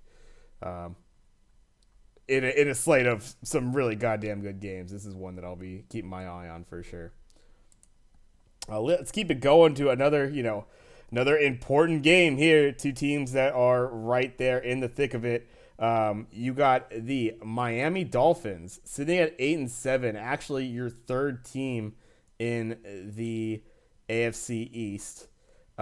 Going in to Tennessee to face off against the Titans. Titans sitting at 10-5. Your leader right now in the AFC South, but just kind of hanging on right above the Colts there in that division. So another an important game for both teams. I think the Titans, they were looking bad at one half through that last game. This is looking like a potential 9-6 team, and this is going to be a real slugfest with the Colts here. That win really helps them out because they do have the tiebreaker against the Colts here. So I think this win against Miami would secure them the division for sure, no matter what the Colts did. What's your idea? What you think going into this game? 3.5 points on the spread, by the way. Tennessee getting -3.5 at home. I like the Dolphins. I Oh, like the Dolphins in this one. I've mentioned it before. I don't think Tennessee's a very good team without Derrick Henry, right? I think Derrick Henry kind of makes that team work. And yeah, they had an impressive comeback last week to get that win against the 49ers. But still only put up 20 points, right? It's not like they looked like the Titans that we're used to seeing. They had to scrape by to survive that one. I think against a Dolphins defense that has been really good recently, a team that just doesn't allow lot of yards, a lot of points. I think Tua is going to be consistent. He's going to be accurate. He's going to do what he's done recently. I think the Dolphins are going to pull out a win here and really make the Titans sweat going in the last week of the season. Yeah, I mean, as hot of a team as there is, I mean, outside of KC, it's the Miami Dolphins right now as far as a winning streak is concerned. Dolphins, I guess a team that was, you're talking as beat up as ever in the New Orleans Saints, did exactly what they should do to the Saints and held them to 3 points. A little shaky against the Jets the week prior, giving probably way too many points to them. But I mean, in general, you just gotta like how this defense has come around. As we talked about before, the nice little kind of resurgence of Tua, the belief in Tua being able to be their guy again, and him being able to kind of step up to that role. It was great to see. They're fucking trotting Jacoby Brissett out there. Like, that was ridiculous. When you look at it in hindsight, that was absurd that was Yeah. happening, given what they have now and how they were just losing games back then, left and Yeah. right. It's kind of ridiculous when you look at it like that. Ryan Tannehill, yeah, this is the factor though. They got AJ Brown back, and it's literally it's gonna be Xavier Howard, AJ Brown. What a fucking matchup that's gonna That's be in going to this be game. fun. They're gonna be going at it the entire way. Um, that's gonna dictate this game. I feel like you have some all right pieces for Tennessee as the run game is concerned. Their numbers haven't been too bad, but it hasn't been Derrick Henry. Obviously, Yeah. they'll never be it. Derrick Henry. You cannot recreate him in the aggregate. Um, and AJ Brown is your X factor, and that's who Ryan Tannehill is going to have to hope is going to have a similar game like he had in the second half of that game against the Niners. I think Tua though, this team, I think you got Miles Gaskin is fairly. I know he's had like some injury little issues right through the season. I Yeah. hope that he's healthy and good to go because he's a nice little piece for the Dolphins here. And then like those guys like the Jalen Waddles of this Dolphins team. It's nice to see that they've had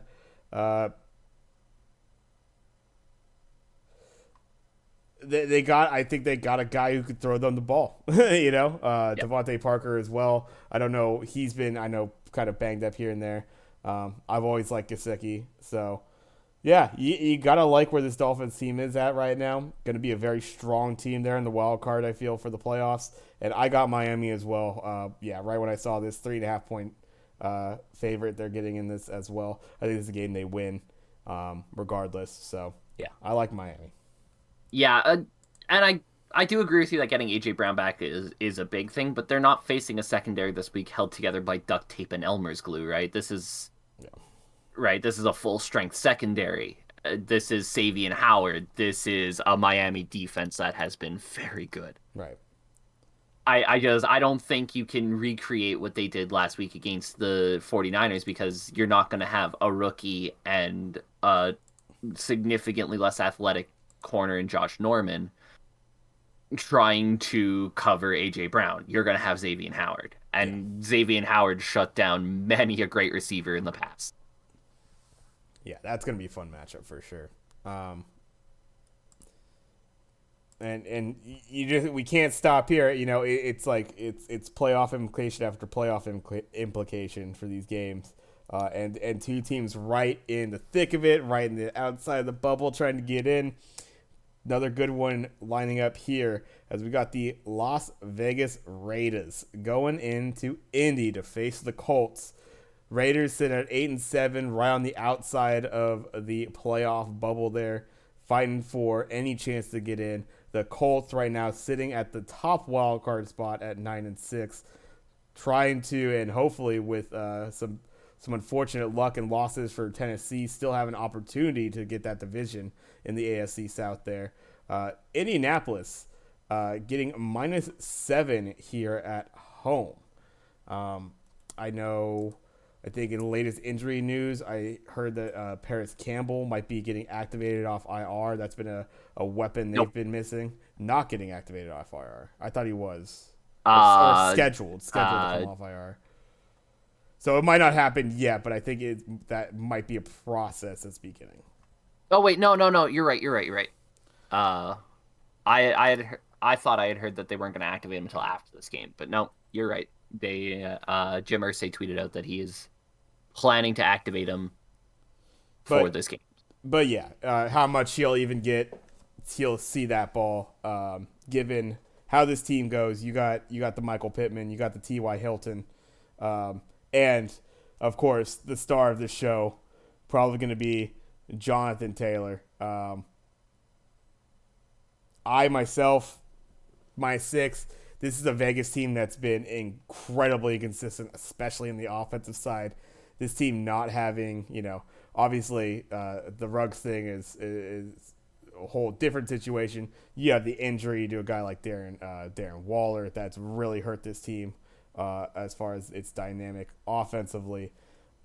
And we already gave our praise to the Colts. We'll say Raiders have come off 2 close, scrappy wins against teams that are right there in the wheelhouse of what their record is against Denver and Cleveland, those kind of 500 teams. So kind of impressive that the Raiders have been able to step back after an ugly loss against KC there. But yeah, the Colts have been pretty fire lately, winning 4 of their last 5, only dropping 1 to Tampa Bay there. I like the Colts. Now, how familiar are you with the Colts IR? Or the Colts injury list? Because would you be picking the Colts knowing that they might not have Carson Wentz? That's kind of I hadn't heard about that one yet. He is on the COVID list. Oh, his 5th day to clear the COVID list would be Sunday. Forgot about that. You're right. I did. Which means that there is a chance if he clears all 5 days on the COVID list, right, he could play on Sunday.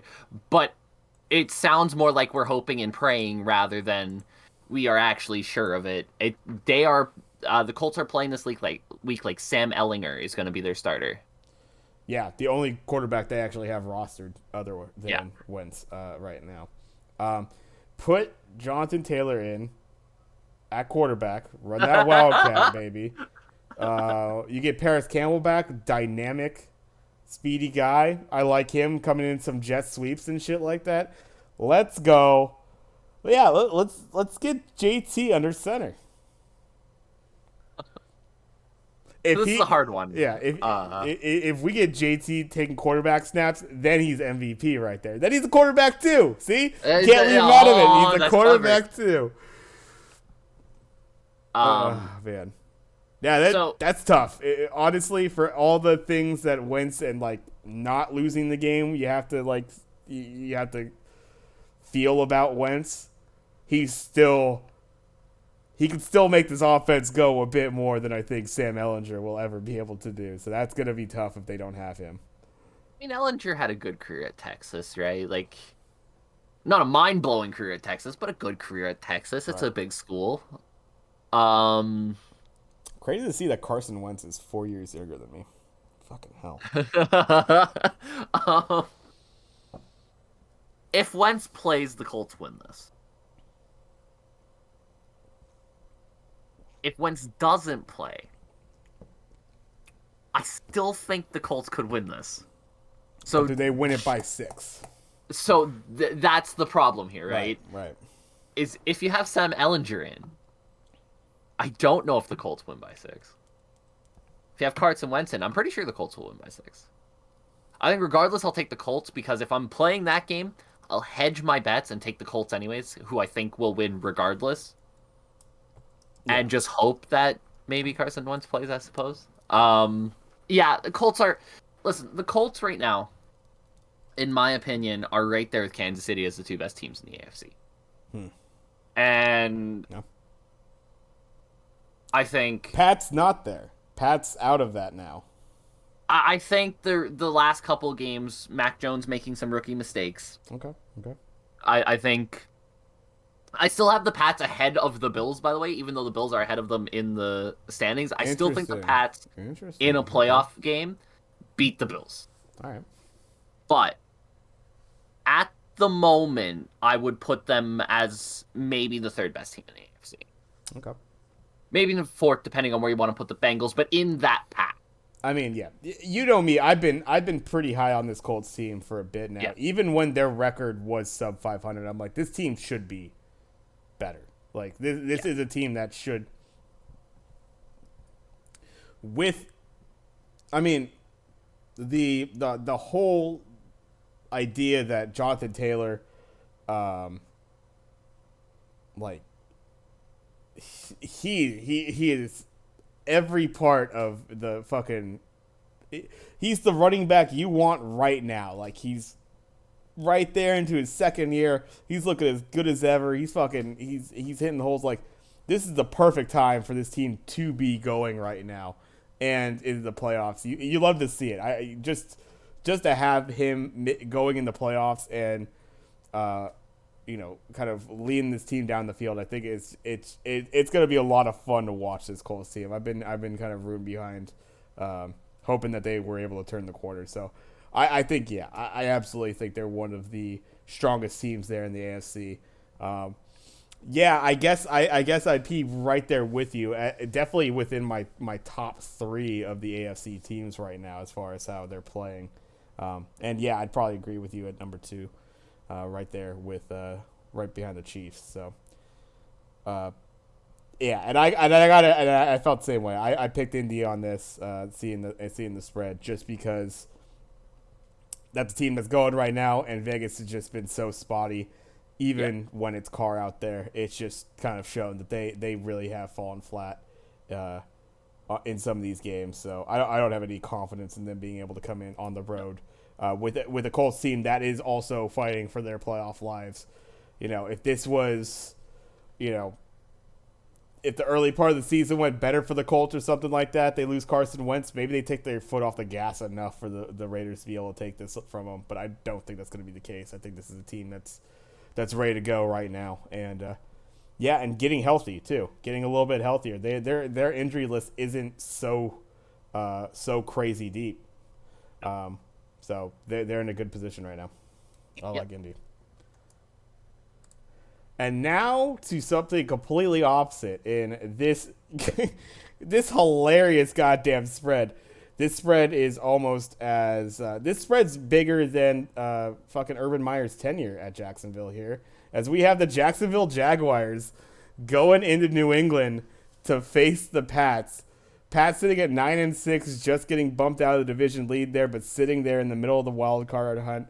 Jacksonville at 2-13, being Jacksonville. New England getting -16.5 at home. I had this originally written down at 15.5. It is now 16.5. And despite that, I go the Patriots. I got the Patriots too, even at 16.5. It's such a disgusting line to try to go against.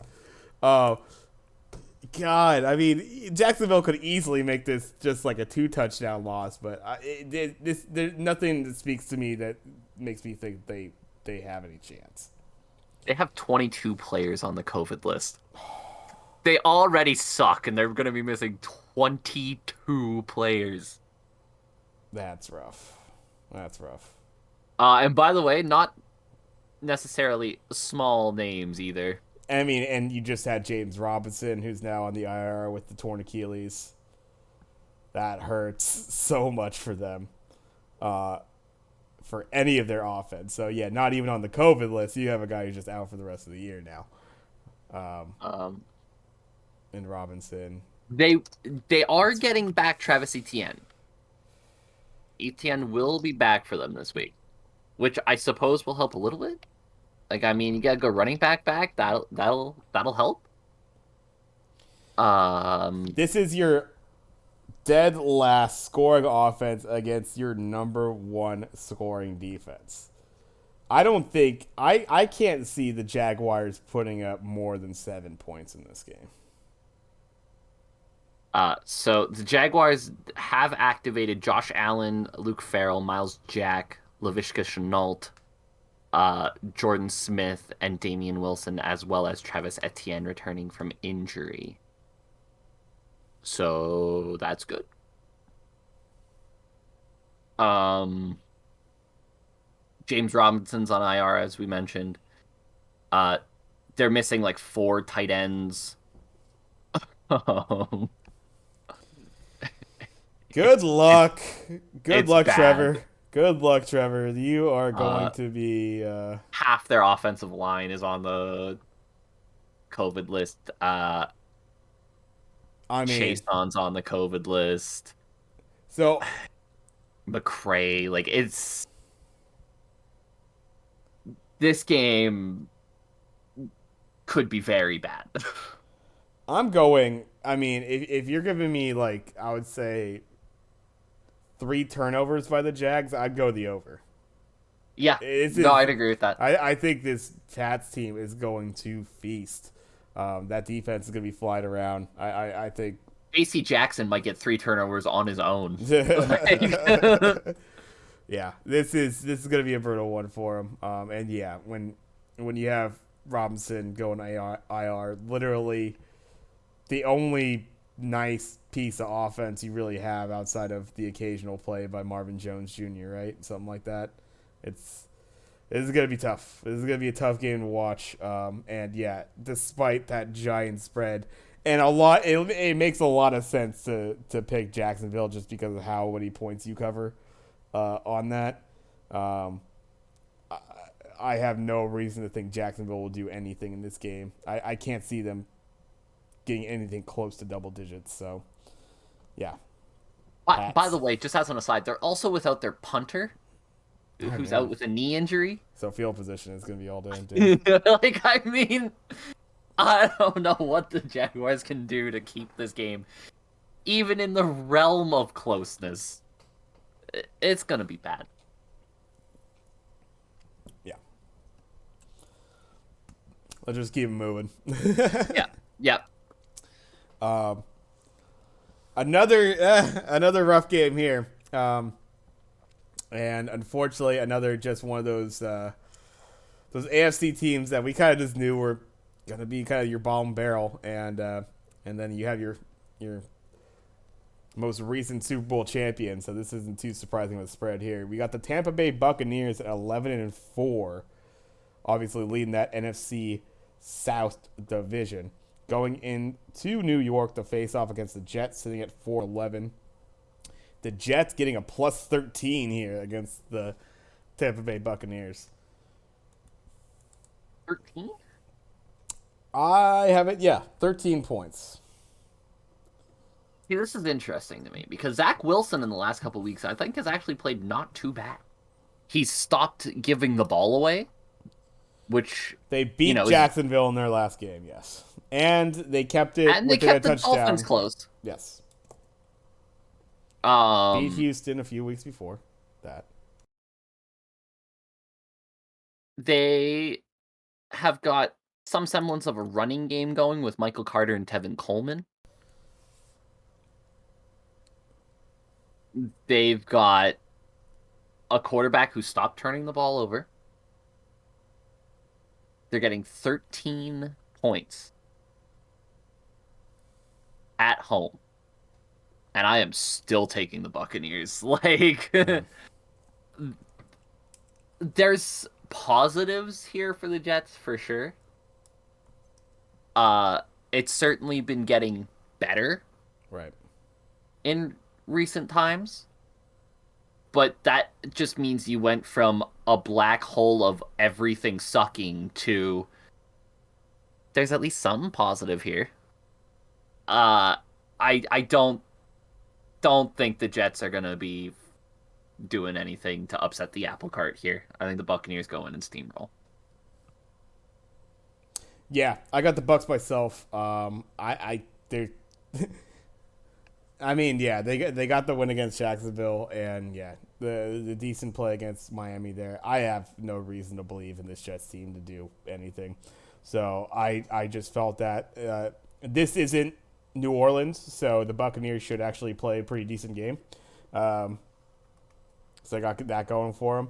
And you got to feel like at this point, like oddly enough, this is still you're talking about a Tampa Bay team that while they do have it wrapped up as far as their division is concerned, they have a lot to play for in positioning right here. Right now, they're lining up against that top wild card team.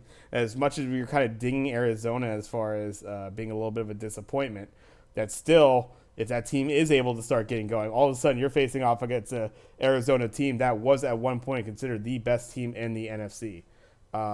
They could be scary, right? That could you start getting a Kyler Murray that all of a sudden starts finding his legs, his confidence, and this offense starts going again. This defense start playing like they could with the weapons they have on that side of the ball. And even guys like James Conner, if they can start returning to form, an incredibly dangerous team in Arizona if they start getting going like that. Or, are you getting yourself up into a position to where you're maybe facing? I mean, are you facing instead a Philly team or a Minnesota team or something like that? I think Tampa Bay has to be looking at that as some real potential of where they could line up. They're going to be coming out to play. I don't see any reason they couldn't win this game by a good couple tutties here. So, give me Yep. Tampa Bay. Yep. And then this is a spicy little NFC East matchup. Unfortunately, I would say after last week and the trouncing that one of these teams got, doesn't maybe look as enticing as it once did. And this line actually changed a point and a half since last I wrote this down. This was a day or two ago that I put spreads on my board here. There's a reason it's changed. Yes. So we got the Philadelphia Eagles going into Washington to face off against the emails, the football team, the to be determines. The Eagles obviously coming in, nice and hot off of 3 straight wins, stomping out fellow NFC East rival, the New York Giants, and also just beat this Washington team the week before that by 10 points. Washington loses a 3 straight and unfortunately just got absolutely destroyed by Dallas in their previous game. Now, what's the updates as far as why this spread has now actually shifted another point and a half? This was a +3 for Washington. Now it's a +4.5. Expressway, Sam Cosmi, Antonio Gibson, and Eric Flowers are all out Aye. on the COVID IR. So you're missing your starting running back, your starting guard, your starting punter, another piece of your offensive line, who though Cosmi not a starter, has certainly found his way onto the field a lot. I think the big thing in there, obviously, is Gibson and Flowers. Eric Flowers, probably their best offensive lineman. Antonio Gibson has been their best running back. This is a team that's already been struggling, and you lose one of your top playmakers, and that's not going to help. Yeah. On top of that, Curtis Samuel's still questionable, and it doesn't sound good with Curtis Samuel's hamstring injury, whether he'll be playing or not.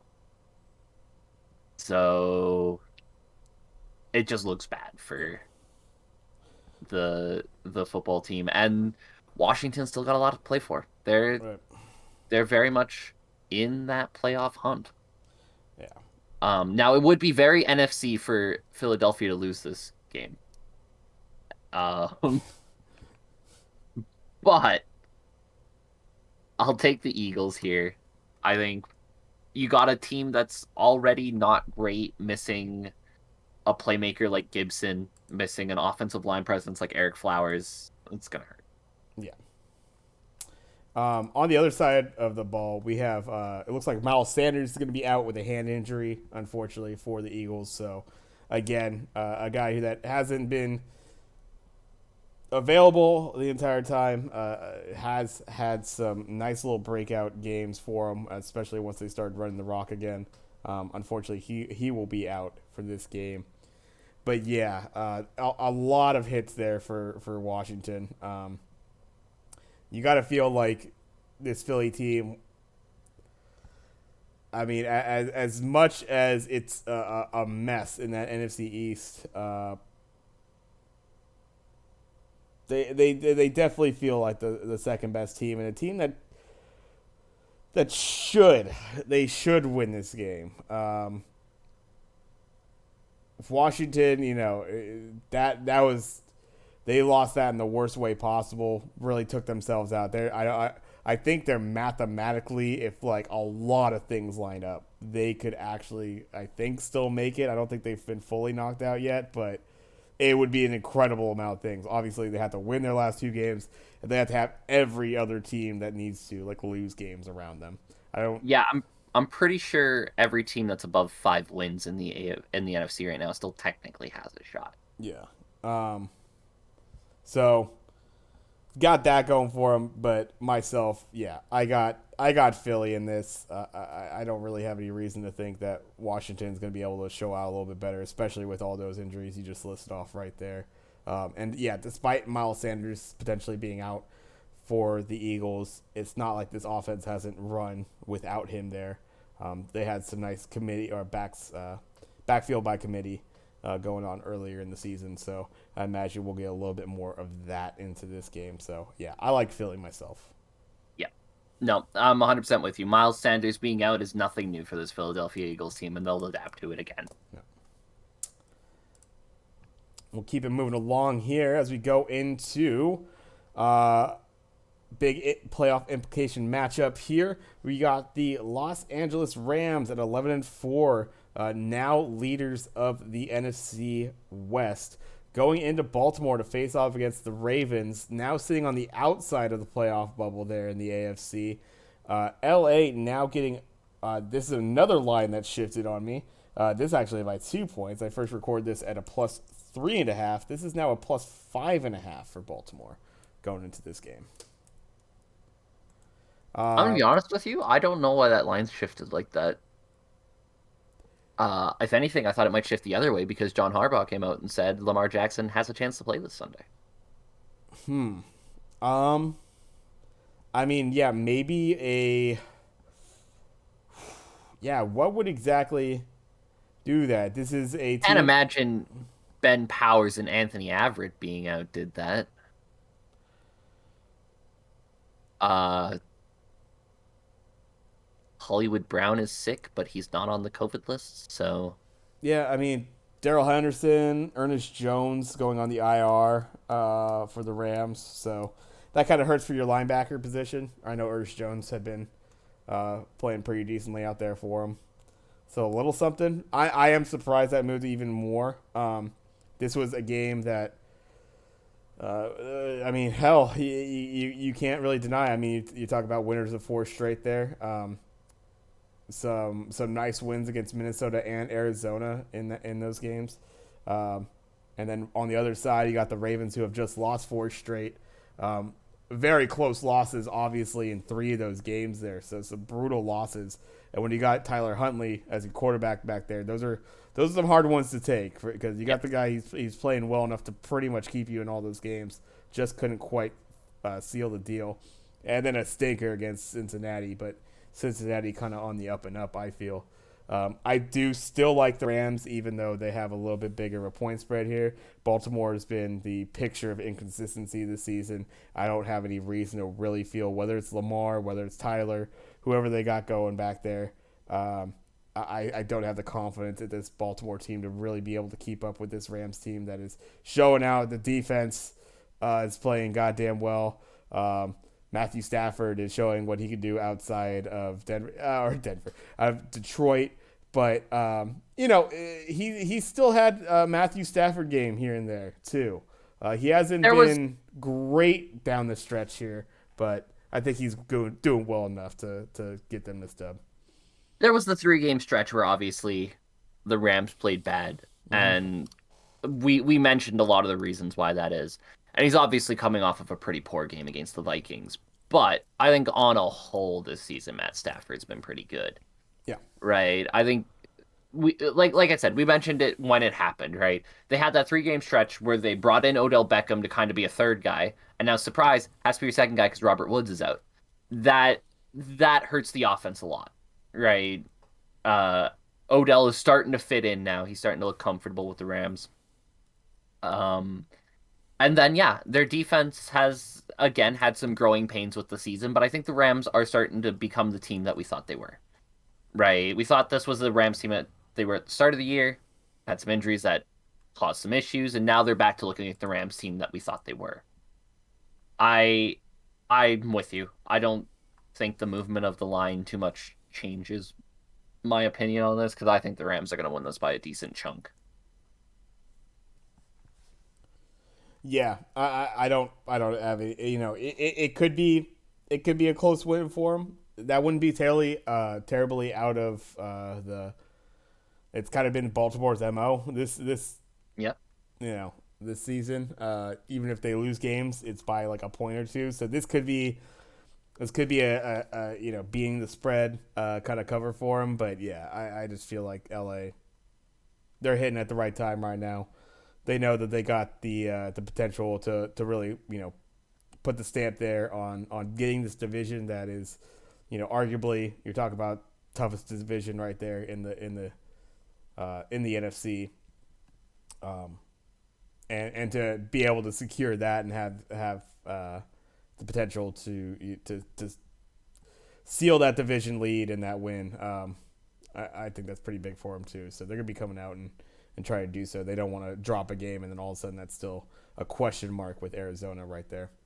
And that number 1 seed is still very much in play for them too. Yeah, So, exactly. Just that game out. yeah. And let's keep it with the LA teams as we could go into LA as the Denver Broncos, coming in at 7-8, are going in to face the Los Angeles Chargers at 8-7 here. Chargers, this line moved a little bit, now getting a -7.5 at home. Um, Chargers, obviously, we talked about them a bit before as kind of one of our disappointing teams of this season. Um, Personal feeling that they really could have been the leaders of this division. Now their playoff chances are very much in question as they're on the outside looking in currently. Um, they really need to get this win against a division opponent here. This is a kind of a bigger line considering the records. Broncos have been able to step up and won a good amount of games this season. Obviously, both these teams, though, coming off of 2 losses in a row here. Chargers have been a little bit uglier, I would say, in the fact that they've given up a whole hell of a lot of points in their 2 losses they just had. And one of those was against the Houston Texans. So, Herbert, obviously, some bad picks in that game, threw pick 6 late in that game to seal it. That being said, I've kind of liked Denver this season. This is another one of those kind of do or die, moments for the Chargers. They're about to let this season completely slip away if they don't step it up. I don't think they won't. I think they will actually kind of rise to the occasion here. I can see them putting away this Denver team pretty handily at home. So I like the Chargers here. Broncos have COVID problems too. Yeah, It's not that's helping. true. Cortland Sutton, Jerry Judy, Bradley Chubb, Melvin Gordon, all expected to join Macy, Ford, Callahan, and Weatherly, who are already on the list and out for this game.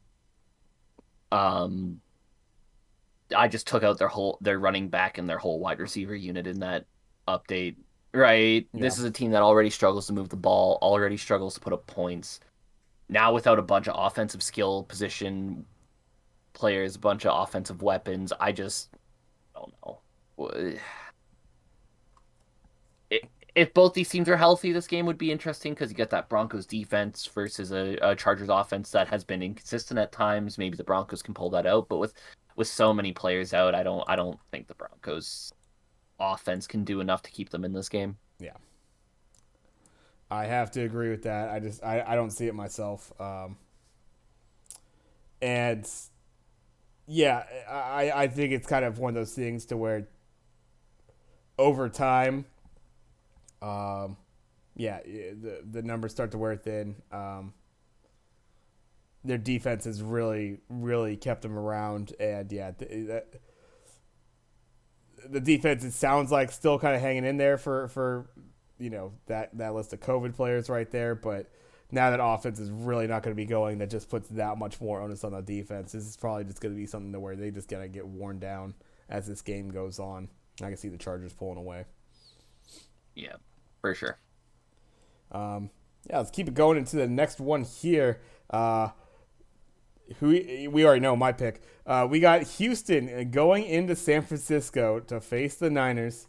Houston sitting at 4-11 right now. Actually, still third place in that AFC South because they're also in a division with the Jags. The Niners sitting at 8-7, having just lost the Titans.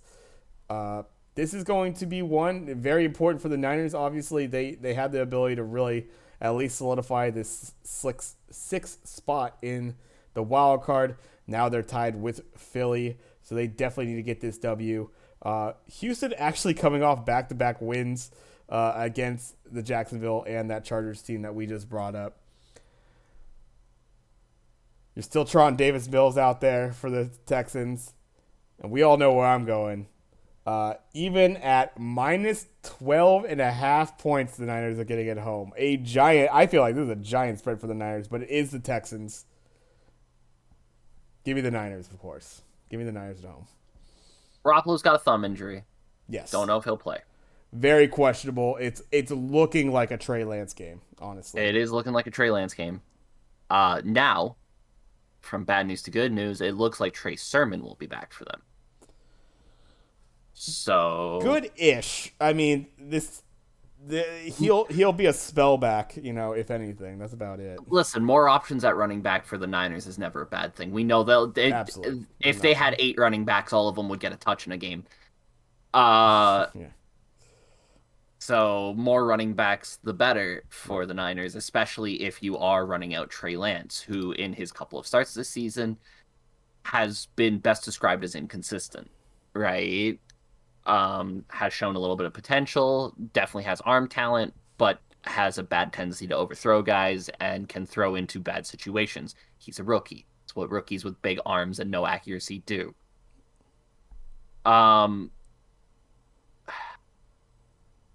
There's nothing here that would make me believe Houston can even come close to winning this game. The Niners and like the Niners actually need it, right? Like if they want to stay in that playoff hunt, right, and hopefully avoid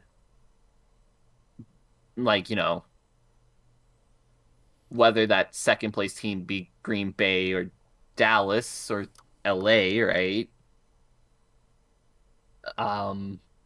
There's no real easy matchup, I'd say, for them, but you want to get the best possible matchup. Maybe you go into the playoffs against a team struggling, and all of a sudden you like your chances a little bit better. Yeah, this is a game that the Niners need, and the Texans stink. And I've made it clear how much I think of Davis Mills. Give me the Niners. This is an easy one.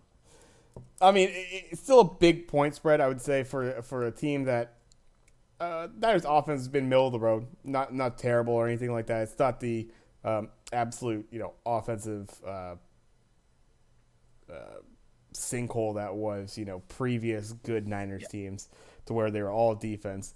And actually, you'd say the defense has been a little disappointing at times for the Niners team. Obviously, secondary devastated by injury. That's been a big it's factor. held like I mentioned earlier, held together by duct tape and Elmer's glue. This right. You got a rookie who in his career best projects as a slot corner, having to be your second guy, right? And spent a lot of the last game trying to cover AJ Brown. Yeah. Exactly. Like that's the point the Niners are at here, right? The secondary is absolutely destroyed by injury. Yeah. But they're still better than the Texans. So yeah. Yeah, I think so. And let's keep it going. Let's stay in Texas, actually.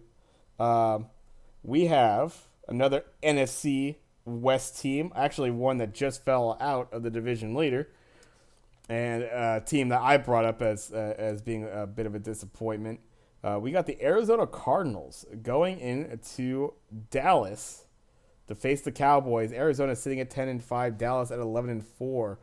Dallas getting -6 here at home against the Cards, which is a pretty sizable line there. Had shifted a little bit from 5.5. This one, I mean, you got to be. Obviously, you're talking about a team that's really not had fun with how their offense has been running. It hasn't been kind of that, the free willing that they have had before. And after losing 3 straight, you got to start, Cardinals got to start feeling pressure on this one, and they're going to be on the road in this Dallas team that has won 4 in a row. They're going to be fired up. This is one that get away from the Cardinals quickly, I think. I don't know. This is a tricky one for me. I've been a little back and forth on it actually myself as far as who I'm picking. Yeah. I get that. James Conner is going to be back this week. And I know James Conner hasn't necessarily had a sparkling year, but I think James Conner being back becomes interesting with the fact that they found a little bit of juice in Chase Edmonds the last couple weeks. And can you maybe make a 2-back system work with Edmonds and Conner that can maybe start to take more advantage of the ground game, which has never been the Cardinals' bread and butter by any stretch? Oh shit, sorry, some shit's happening. Um uh it's hard because this conventional wisdom says the Cowboys win this by a lot. But I don't know, there's something about this Cardinals team that makes me think they're going to fight and maybe keep this game close. I'm still going to go with the Cowboys. Conventional wisdom's going to win out for me on this one. I just think the Cowboys got a little bit too much in this tank for this one. I mean, I know what I wrote down originally. I think I'm just gonna stick with my gut on it, despite the back and forth that this has been, and it has flat as the Cards have looked. You know that a loss against Detroit is going to be something that's going to hang over their head for quite a bit.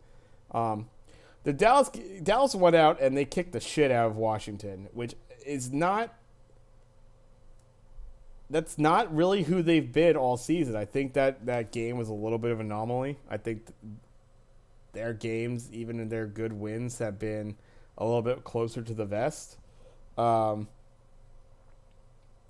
when I first saw this, -6, I kind of like the Cards on it. So I'm going to stick with it. I think I'm going to go with the Cards on it. I don't know if the Cards necessarily win this, but I think this is a pretty damn close game. And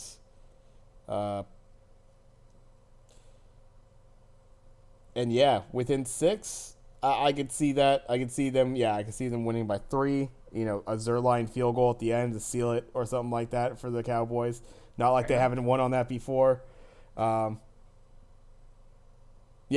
it's gonna be close. This definitely is a little bit more of a toss up. I'm surprised it's -6 at home. Honestly, I thought this is more like this is a -3 game, and then I would have had a real dilemma because that's exactly where I think this wheelhouse is. If this is a few points different, I think I picked Dallas, but -6, I think it's enough of a window to where I like the Cards.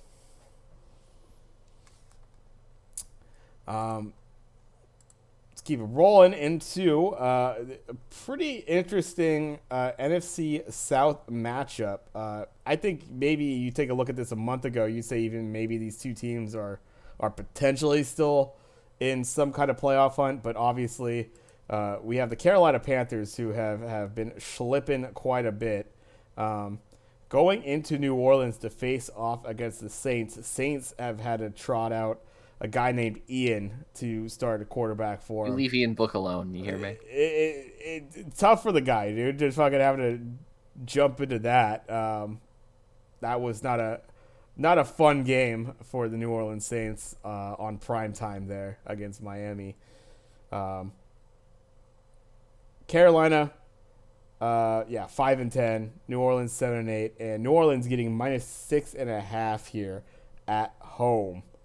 Um, this line shifted just slightly, just a half point since I last recorded this. I believe you're. Are we looking at Simeon being back for the Saints? Is this still going to be Ian Book back there? I'm not too sure what their quarterback situation is as far as the Saints are concerned. Taysom Panthers. Hill will be back. Hill will be playing. Okay. Yes, Taysom Hill will be back, but Sean Payton has not named a starter yet.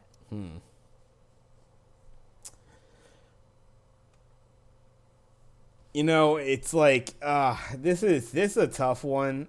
Given because I really like as good as they have been. I've kind of been rooting for this Carolina Panthers defense. Because they have been playing so well. But right now, you're looking at Stephon Gilmore out, C.J. Henderson questionable, both their safeties either doubtful or questionable. Jermaine Carter Jr. linebacker questionable. Their defense is going to be banged up going in this game. Taysom Hill, I think, moves the needle a little bit more for him. I like New Orleans. I like New Orleans at home in this one. Yeah, I do too. Panthers, I would say if no knock against the King, but if it was Ian back there again, I probably take the Panthers to keep it within the 6.5 points there. But I think Taysom Hill will do enough for the New Orleans Saints offense to where they're able to win this by a touchdown or more. Yeah, no, I'm with you. I think the Saints win this. Panthers offense couldn't move the ball on a pickup team, right? So you got a decent Saints defense in there. They're going to be able to hold the Panthers to next to no points, and it's not like the Saints offense is going to blow their doors off, but they'll do enough to win this. Yeah. Let's see. Let's keep moving right along into the next game. We got this one against two teams that are now out of it completely, I believe, on the NFC side. We got the Detroit Lions going into Seattle to face off against the Seahawks. Detroit 2-12-1. Seattle 5-10. Seattle getting -7.5 at home. Jared Goff, I believe, doubtful for this game for the Lions. I know he's been a little banged up. They've had to roll with Boyle back there. And Boyle. That's right. And Detroit just having lost a pretty close game against Atlanta right there after a nice one against Arizona. Seattle losers against the Chicago Bears in a very close game that last game. That kind of spelled the official end to their season and any kind of playoff hopes. 7.5 point spread. This has kind of grown a little bit. Grew another half point. Detroit's been keeping it close all year. The Seattle team stinks. I like Detroit on the I'm road. with you on that. I don't know if Detroit will win this with Tim Boyle at quarterback. I think if Jared Goff had it, I might pick Detroit outright, and I don't even think Jared Goff's that great.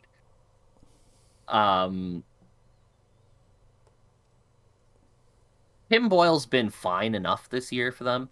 When he's had to step in, he's been able to keep them in games. Right. Right. They're a team that's finally starting to have some guys break out and become playmakers, guys who can make a difference. I don't know. I just don't see where Seattle beats this Detroit team that's been able to keep everybody close and make dogfights out of every game they've played this year within, like, I don't see how Seattle beats them by 8 or more. Right. Yeah. I don't see it. Fun fact. Very, very cool little fact here. And not one that would come across too much, and especially for a 5-10 team, there's usually not too much to talk about. Although, actually, I've seen this before, especially on some of the crappy Niners teams that we had in the mid 2000s, because we had some good linebackers back then. Bobby Wagner for the Seattle Seahawks, going into this game, 2 games left in the season, has 170 tackles on the season. He is itching close. He could be the first player since the 90s to have 200 tackles on a season. So right on for Bobby Wagner. And actually, they have another guy, Jordan Brooks, who has 154 on the season. But Bobby Wagner actually lining up to have 200 tackles on the season if he keeps up his averages. I don't see there's any reason against this Detroit Lions team. I can see a lot of checkdowns, short balls, that sort of thing. I can DeAndre Swift's back too. They're going to be running the ball. Easily see Wagner being right there and having a real chance of having 200 tackles in a season. It's going to be pretty cool. Needs to average 15 a game, right? I think, again, DeAndre Swift being back, there's going to be a lot of up-the-middle runs right into Bobby Wagner's teeth. There's going to be a lot of checkdowns. He can cover that. I can easily see him getting 15 in this game, and that sets him up well for the next one. Yeah. Just kind of something that popped out. Like, that's a lot of fucking tackles. And I'm usually, you see a lot of 100-plus tackle guys. And even that, I feel like, is pretty impressive over the season. But, yeah, that number definitely pops out. Wagner flying all over the place for that team. And, against this Detroit team is kind of a perfect storm for him to be able to exceed those averages that he's had this season. So he's looking pretty good on that regard. Let's go to the final game. This will be our Sunday night game. And this one, this jumped out. And I had a feeling this spread would change quite a bit based on the latest news of Kirk Cousins. But you have the Minnesota Vikings going into Green Bay to face off against the Packers. This was a 6.5-point spread. This is now a -13 spread for the Packers. It's going to require the Vikings to play a game that I don't know if they've played that well for a bit. I mean, they had a decent win or a pretty good win against the Pittsburgh, but I don't see how Minnesota does that. The only thing that they have going for them is the Green Bay Packers have kind of they've kept a lot of teams in it. And so 13 points is quite a spread, given that they just beat Cleveland Browns by 2, Baltimore Ravens by 1. They even only beat the Bears by 15, and the Minnesota Vikings are a better team than the goddamn Chicago Bears. And in the last time these two teams played, Minnesota won by 3 points. But that was with Kirk Cousins. That's a giant spread. I had this at 6.5, and if this was still 6.5, I was going Green Bay. I like Minnesota. I like Minnesota with that spread. I think absolutely Green Bay wins this game, no problem.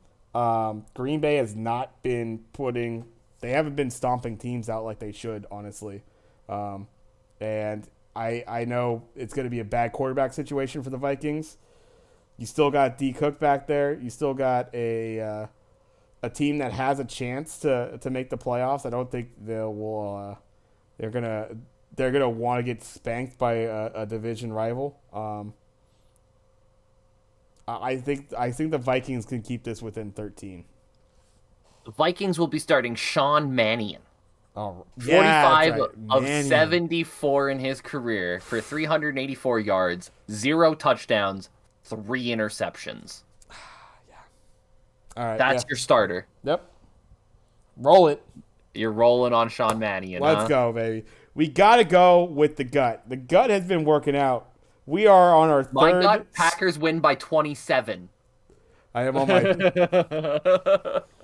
This might be a miss. This might be a You miss. We've been you doing asked me last week for an adjusted line in that Indianapolis game. My adjusted line in this one plus 27. yeah. It's not even close. Come on. Sean Mannion might throw more touchdowns for Green Bay than Aaron Rodgers does. That's how bad I think Sean Mannion is. Yeah, I don't, you know, they haven't been in games that they should be really winning quite outright. They have kept it strangely close. The defense has started giving up shit. We'll see. We'll see. I by far don't think that the Vikings win this game. But I could see this just being a 10-point win for the Pack, you know? I could see it being a little closer than it ever should be, basically, is what I'm thinking. Based on how this team's played previously, it could be a complete blowout. I'm kind of shocked they're not going with Kellen Mond, to be honest with you. Um, I mean, got a rookie out of Texas A&M, had a pretty decent career at Texas A&M. Yeah. And you're going with Sean Mannion, huh? Cool. Enjoy your 27-point loss. And that will be the last game of the Sunday night. But we go into the Monday night game. I think last Monday night game of the season.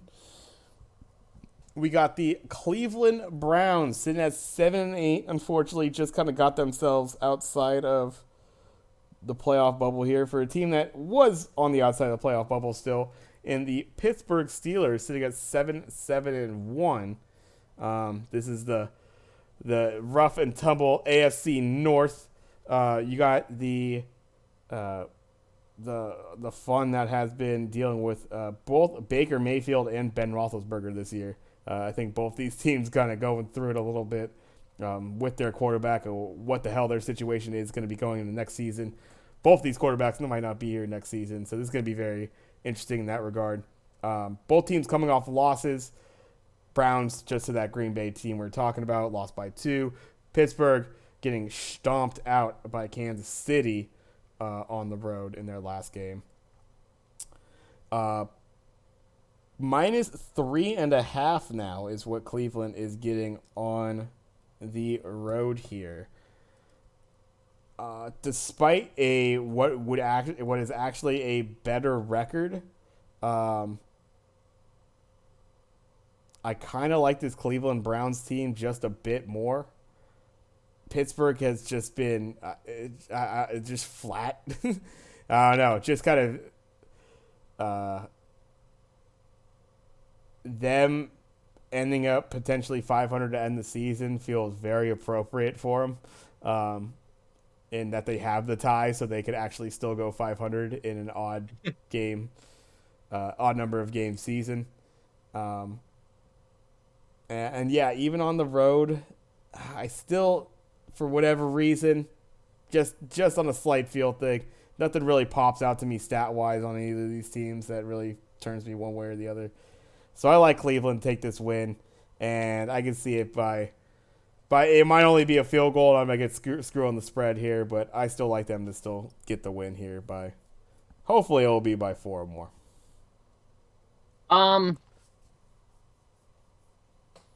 You know, it's interesting because I was on Cleveland before, and then Pittsburgh got a case of the COVIDs. Now I'm like really on Cleveland.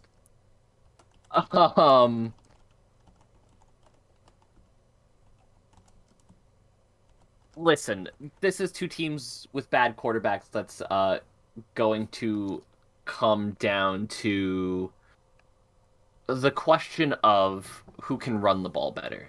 And the answer to that is always Nick Chubb, unless they're playing the Colts. Right?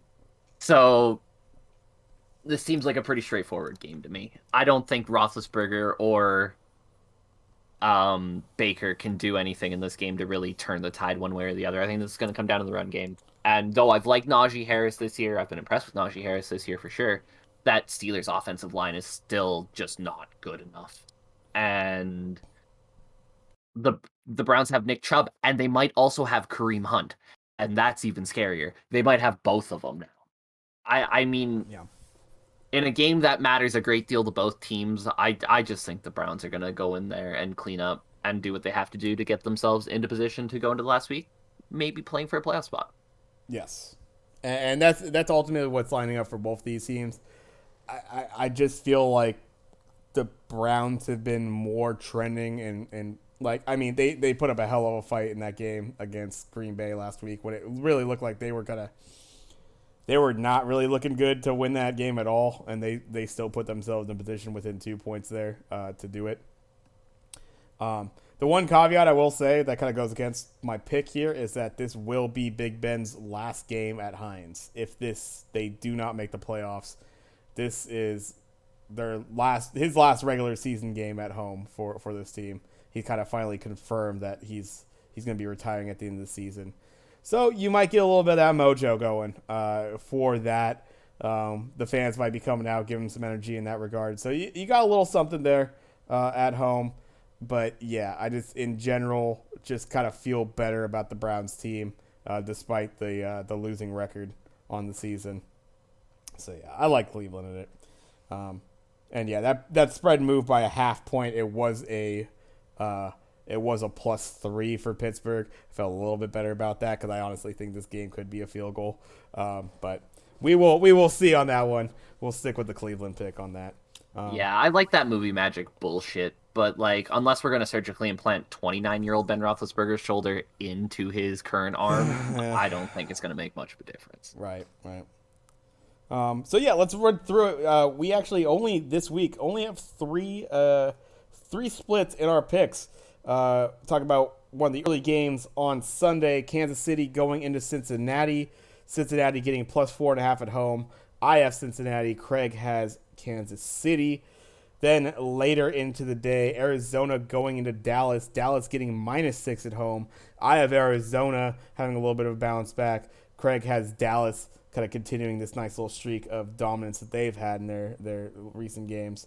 And then last game of the evening on Sunday, Minnesota going into Green Bay. Minnesota looking to be Cousins-less right there. The spread being a -13. I like Minnesota being able to keep it within 13 points. Craig likes Green Bay to blow their doors off. So yeah, just 3 games right there. We are coming off of another 10-win week for your boy. 11-5 last week against the spread. That's coming off of back-to-back 10-win weeks against the spread. Let's see if your boy can keep it going.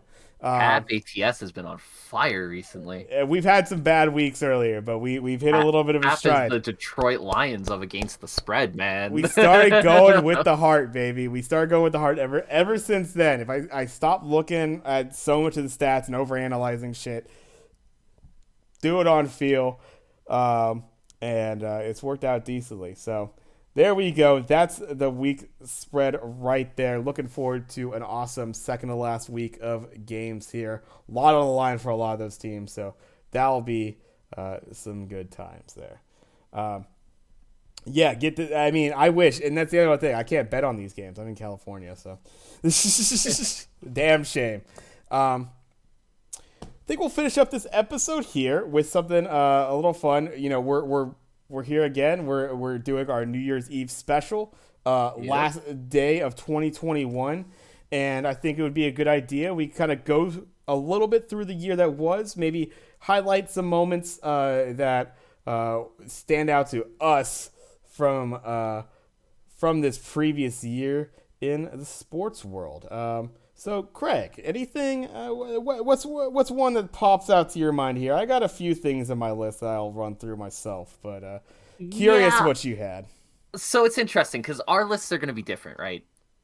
For the simple reason of I am in Canada. Yes, and there are certain moments that were massive in Canadian culture, even.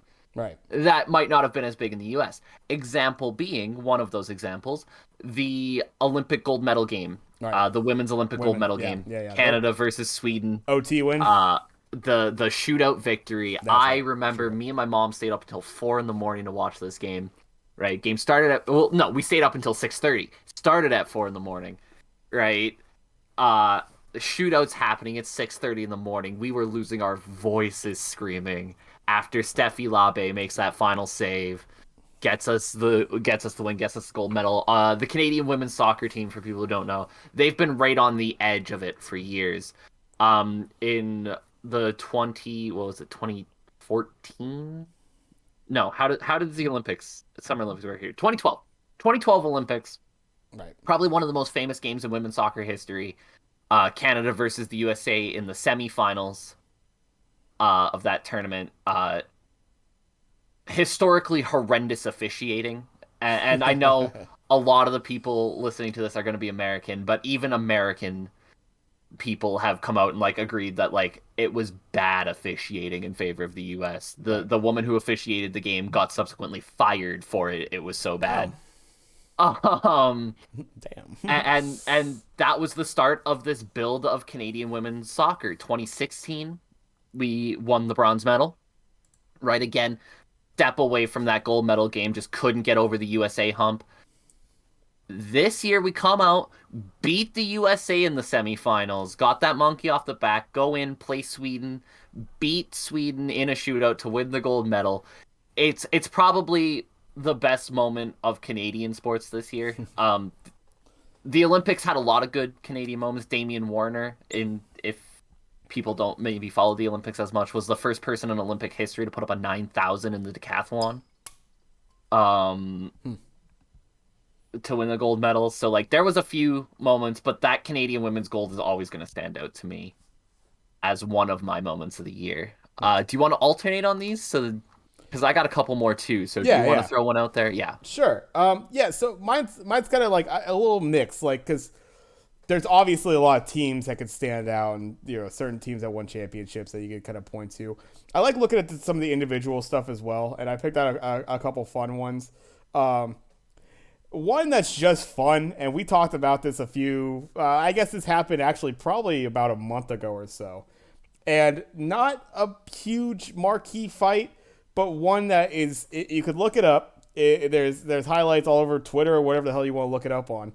UFC 268, big man Chris Barnett delivers a wheel kick that you would never expect from a dude that is absolutely pushing every bit of like 260 plus, something like that. Big ass dude goes for a wheel kick. He had been working the body the entire time. Boy doesn't even see it coming. Clocks him right in the dome. Absolutely brilliant. Gets on top, ground and pound, finishes the fight. Front flip victory, like for a big man too. Lands on his ass and just does like the greatest fucking like Street Fighter-esque celebration you've ever fucking seen. Absolutely, it just stands out as a moment that I will remember for that year. I'm gonna remember that head kick for a long time. It's just one of those really fun, and like they were super gracious. They were good after the fight and that sort of thing. So that's always good to see. Good sportsmanship between the two guys. The guy who got head kicked is a pretty veteran fighter, and I think is close to, if not already, kind of on the end of his career and retiring. But yeah, Chris Barnett, big man head kick, front flip. We love our big man touchdowns. I love my big man head kicks. And the celebration afterwards, one to see. So if you haven't seen that one, look that up. UFC 268, Chris Barnett. It's something to see. We unfortunately we probably can't show it here unless we get fucking tagged up again. We already have the Russians on our ass, so we're not gonna have Dana White on our ass as well. But take a look at that one. Just a fun moment in time that stood out for me from this past year. Well, since you went to the UFC, I'll skip down a couple of spots on my list and bring up the name Juliana Pena. Yup. And if people didn't know who she was going into that fight, they certainly do now. Plus 1,400 Right. underdog against Amanda Nunes, the most dominant champion in UFC history. Yeah. Cleared out her division, goes up a division, beats Cyborg Santos, Justino, one of the scariest women's fighters of all time, knocks her out in like 40 seconds, has proceeded to just run through women's MMA. Nobody's been able to touch her. Comes out in the first round, rocks Pena, is hurting Pena. It looks like a typical Amanda Nunes fight. And then all of a sudden, second round starts and Pena's getting in there and slugging with her. And Amanda Nunes is backing up, gets the takedown, jumps on her back, gets the choke in, made Amanda Nunes quit. And it's a moment that's unlike any other we're going to talk about because those kind of an upset you just don't get very often. It's a once in a lifetime kind of fight where you have this absolutely dominant champion facing somebody who's been around the UFC for a while. Like she's not some up and comer who, oh, this is the future. Juliana Pena is like, I think she's 33 now. She's been fighting in the UFC for a while, lost to people like Jermaine Durandamy and Sarah Morais, and last chance, honestly, for a title, right? She loses that, she never gets another shot. Yeah. And she did it. She did the unthinkable. She beat the unbeatable. That to me stands out as the UFC moment of the year. And in a year that had quite a few good UFC moments, that one to me stands out by far. Would you say bigger than Silva Weidman? Yes. Because Weidman, like I mentioned, was one of those up and coming guys. Hadn't lost yet. Was a guy who had, kind of cleared out the division underneath him and was kind of like they kind of forced their hand, right? Like, there's nobody better than me. Give me that shot. Right. Went in there. On top of that, the Weidman thing was a bit of a fluke. I know the second fight wasn't. The second fight's more. Yeah. But he broke Anderson's leg checking a kick after getting dominated the whole time, right? I know it. Or that's the second one he breaks his leg checking a kick. First one was the upset. First one he's getting dominated the whole time. Throws a punch. Anderson Silva drops his hands, does the, oh, you really got me. What he always did. Yeah. Right? Anderson got caught doing Anderson shit. Right? That one, to me, like, Weidman winning is an upset, certainly. And Anderson Silva's probably... So I'm going to ruffle some UFC feathers here. I don't think he's the greatest fighter of all time. I've always said that's Georges St. Pierre. Or John Jones. I think Anderson would be third on that list. And John Jones would be the runaway winner if he could get out of his own way. But this is... So Chris Weidman was a young guy who had cleared out the division, was 13-0, comes up and beats the champ. That's the story you expect to see in this upset. That's not the Juliana Pena story. Sure. This is a 32-year-old who's kind of a pioneer of the sport, been around for a while, got a few losses to her name against people who she probably shouldn't be losing to if she's going to beat Amanda Nunes. And then she beat Amanda Nunes. Yeah. Right? It's unbelievable. It is the Rocky story if Rocky wins at the end. Right. Wow. Yeah, I mean, it's definitely as far as the odds are concerned, giant. Yeah, nobody would have expected that, and it's kind of one of those things. What's the response from Nunes going forward? It's going to be a big thing. I mean, he could be going right back in the seat. That loss is going to hurt, but the bounce back. We've had former champions as far as, especially in like the boxing realm, they take one loss that's a shocker, but are able to kind of rally back after that. I don't see any reason that Nunes wouldn't. But unless she doesn't want to. But that's she's got a family now, right? There is a chance she just says, "Okay, I got beat. I had my run. I feel no desire to go back in there. I'm loaded for the rest of my life." Yeah. Right. So there is that. But no, I'm with you. I think if Amanda Nunes wants that title back and like she's truly hungry for it, she'll get it. Right. But as far as moments of the year go for the UFC, for me, that's it. Unbelievable moment. What a win. And I'll go into I got a few other things. This one I don't know. This is kind of more encompassing. This doesn't really necessarily hit one specific mark, but something that I've always I think if you've watched perhaps my Twitch channel and that sort of thing, you kind of have an understanding that I have well, I don't play so much anymore and that sort of thing. I'm not really going out and hitting the links. I have a big passion for golf, and that's something I've gotten from when I was, just a wee lad, and my grandpa, showing me the ropes and that sort of thing, and taking me to the course and working on that. And so I've always had some love for golf, and now doing the speed runs of it. Three things I want to hit on for golf this year that stood out for me as being kind of whether it took place over the entire year, just fun little moments. So the first thing, I don't know if you ever saw this. This interaction was way back in the earlier part of the year, but it was Adam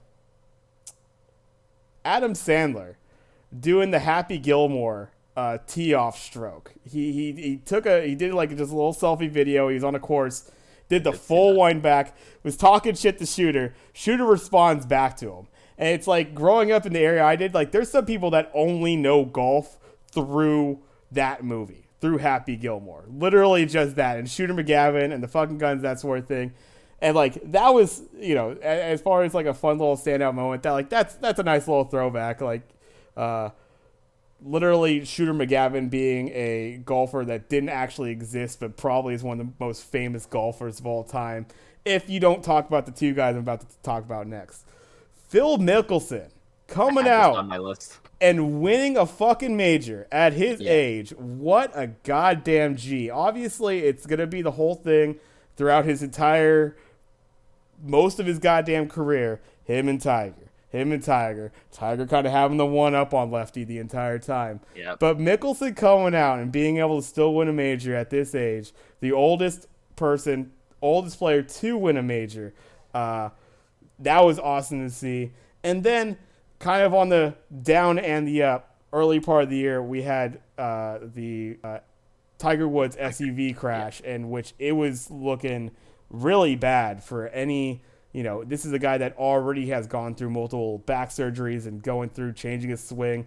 Tiger Woods, greatest golfer of all time, in a lot of people's eyes. Not even a question. And to see that, and then I don't know if you saw in the last couple of weeks or so, he went out. He's playing golf with his kid. His kid's like out. They're having fun out there. That was another moment that kind of stood out to me as far as like what the beginning of this year had and what we have now. Just to kind of see some of those moments, that sort of thing.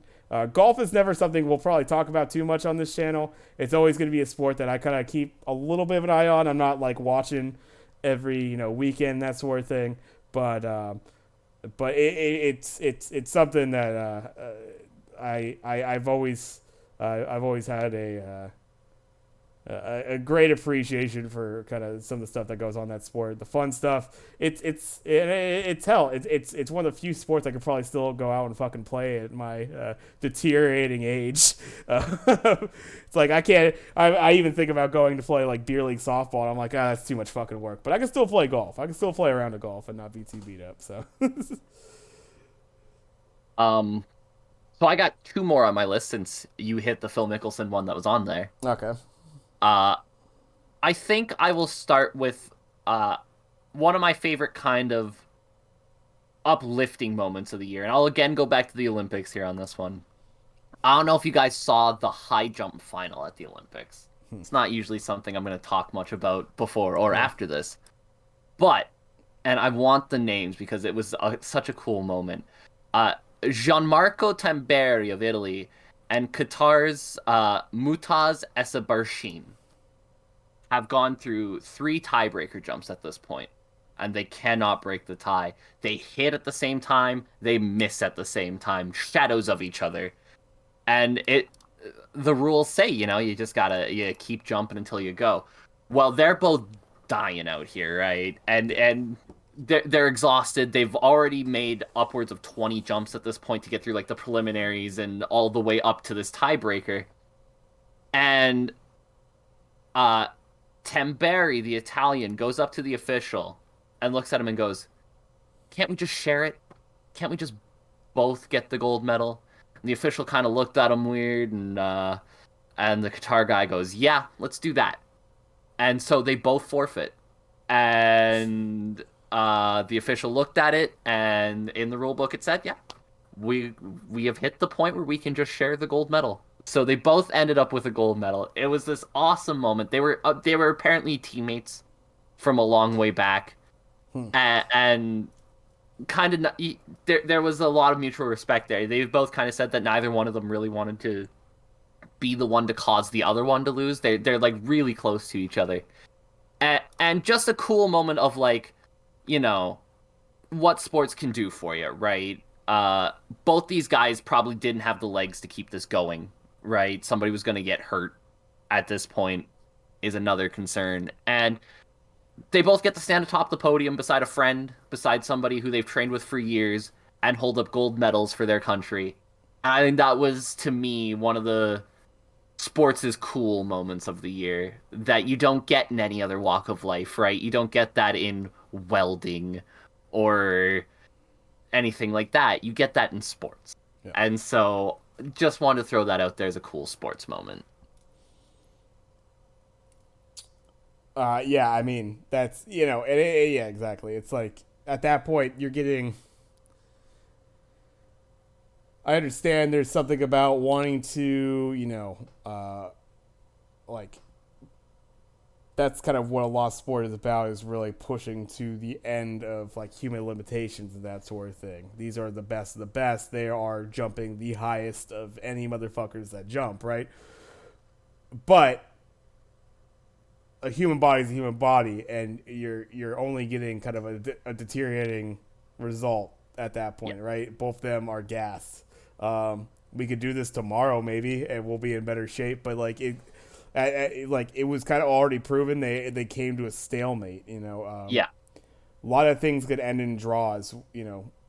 Chess matches and shit all the time. When it's just like, well, we could take this to exhaustion, to absolute utter, just destroying ourselves, or we kind of realize that we're at our top. We were at even ground, and Yeah, we are as close to equal as measurably possible. and I might have a little bit more in the gas than this guy, so I can make maybe one more jump toward the end if you have to lower it or some shit like that. But it's not. Yeah, I don't know if that's necessarily the way you want to win it, anyways. So No.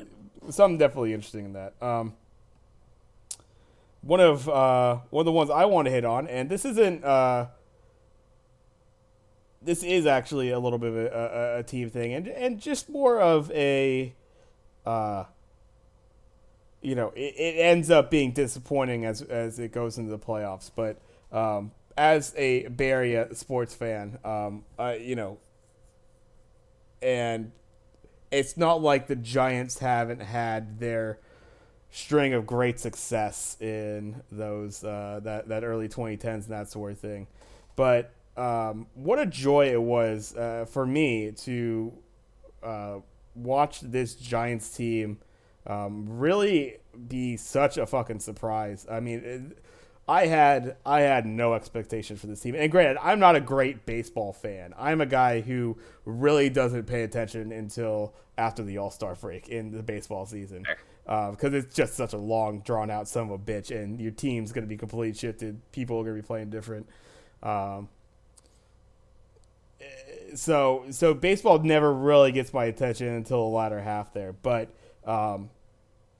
Just to see the kind of Giants come out, and they were playing with a lot of pop. It was a really fun team to watch for a while there.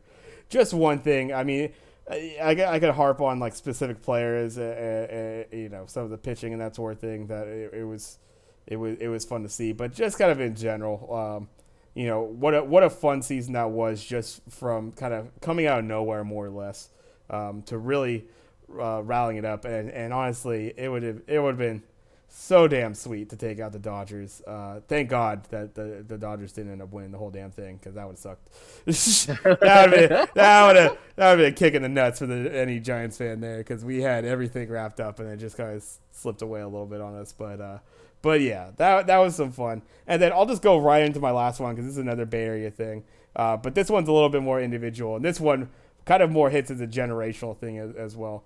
My boy Steph Curry getting the 3-point record, and how far he's going to be able to take that thing is something we aren't going to see someone shoot the ball like that kid for a very long time. Think he can get And to 4,000? I think he'd get well beyond. Absolutely. Well Really? beyond. Yeah, dude. I don't see any reason why not. The thing that doesn't go away so much is your jump shot. Even his Yeah. even his dad, even Dell can still shoot the J. You know, it's like, and I don't see any reason why with the team that they operate, you know, how they operate with him. He's about to have Clay coming back too. And you're like, oh, Clay's just gonna take shots from him. It just, you open up the floor so much more with Clay Thompson out there too. You got a boy like your Canadian sensation Andrew Wiggins, baby. He's starting to step up. I People gave shit to you know this Oh yeah. because I was repping him in NBA 2K20. I was loving my boy Andrew Wiggins, dude. I love that he's starting to show out now for this team. But it was such an awesome celebration. I mean, they literally just stopped the game right there when he got the three. Um, Ray Allen coming out, and I'm sure he's not exactly like super super happy that his record got beat, but at the same time, it's like it's guys like the Ray Allens, that sort of thing, that gave birth to the Steph Currys and this crazy shift in how the game's played. So Steph Curry getting that record, that moment, that sort of thing. That's definitely that's toward the end of the year. That's kind of the last point in the year thing that stands out to me is when he got that. Yeah. To me, Steph Curry changed the game of basketball forever. Yeah. Right? Like the way that we see three-pointer shot now with guys just shooting from wherever they are if they're open. That's Steph Curry. Steph Curry did that, and everybody was like, "This is ridiculous what he's doing," and it changed the game. It changed the way kids play basketball now, right? Where kids want to shoot the shot. You want to shoot your shot if you're good, right? So respect to Steph Curry. I got three honorable mentions before I get into what I believe is the best story of the year. All right. And I think you'll be hard pressed to disagree with me on this, even though it's from a sport that you don't particularly love. But I want to shout out Buster Posey. Yeah. Uh, he was on my list of honorable mentions. One of the best catchers of our era, if Yeah. not the best catcher of our era. Coming back in his final season and having a hell of a final year. Yeah. Not retiring because he had to or out of pity, but just deciding, hey, it's time, and I'm gonna retire on top. And Is, Sorry, I don't mean to cut you off. No, you're absolutely right. The only thing, isn't it a shame that the NL is finally going to start bringing the DH now? If they brought yeah, in the DH maybe 2-3 years ago, we probably have another year or two of Buster Posey. I feel. probably. Yeah, that's a shame. So that's what I wanted to talk about. It's happening right now. Alabama's beating them, but what the Cincinnati Bearcats have Yeah, done yeah, Cincy, let's go. over the last year deserves a lot of respect. I'm a big college football person. Uh, Seeing a group of five team do what Cincinnati's done and just constantly compete with teams and beat them, and they're not getting their doors knocked off here. And I wouldn't be surprised if they keep this close the whole way down because that's what they always do. This is a team that deserves a ton of respect for breaking barriers for a lot of college football teams. And in the future, when we see other group of five teams make the playoffs, Cincinnati's going to be who we have to thank for that. So shout out to Cincinnati. And then I want to take you guys back to a cold November night in Edmonton, Alberta. It's been snowing all day. It's -20. And the Mexican national football team is coming to my home turf in the snow, in the cold. And Canada Soccer does something that nobody thought possible. And they beat the Mexican team at home to end the season on top of World Cup qualification. Again, to most of the American people, this isn't going to be a big deal thing, but the scenes of it were incredible, right? After our second goal, one of our players, Sam Adekugbe, comes flying across the screen and jumps into this like 2 foot high snow pile at the corner. It's become a Canadian moment forever. I think a lot of people love it. So I'm just gonna give a quick shout out to that before I bring up, in my opinion, the best story of the year. And I think this one's gonna be hard to argue because again, it comes back from the soccer world. which I know is not Tap's thing, but this is a human interest story. If you guys were not following the Euros, which happened earlier this summer, uh, the Danish national team deserves a lot of credit because for 8 minutes on the field, their star player and best player, Christian Eriksen, died.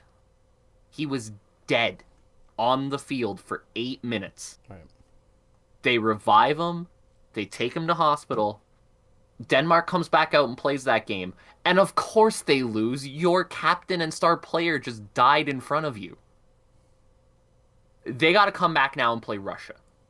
2 days later, Christian Eriksen's still in the hospital. They're still not even 100% sure what's going on with his heart, if he's okay. They come out and they beat the ever-loving shit out of the Russians 4-1. They make it to the knockout stage.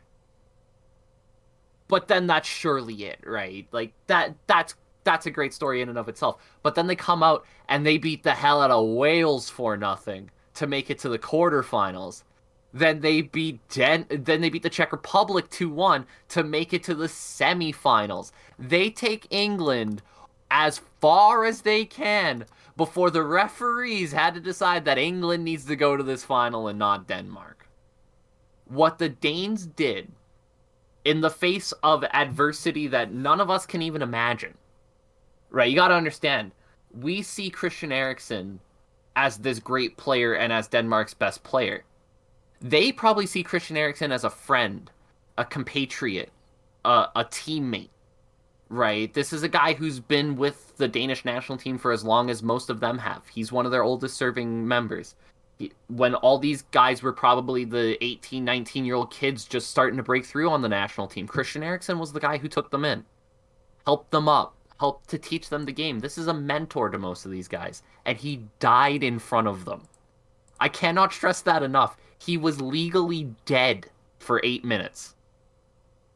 And they come back, galvanize around that, and make a run to the semifinals of the European Championships that Denmark hasn't seen since they won it in 1992. That, to me, is the sports story of the year. For the Danish national team to be able to do that, despite everything working against them, that is my sports moment of the year.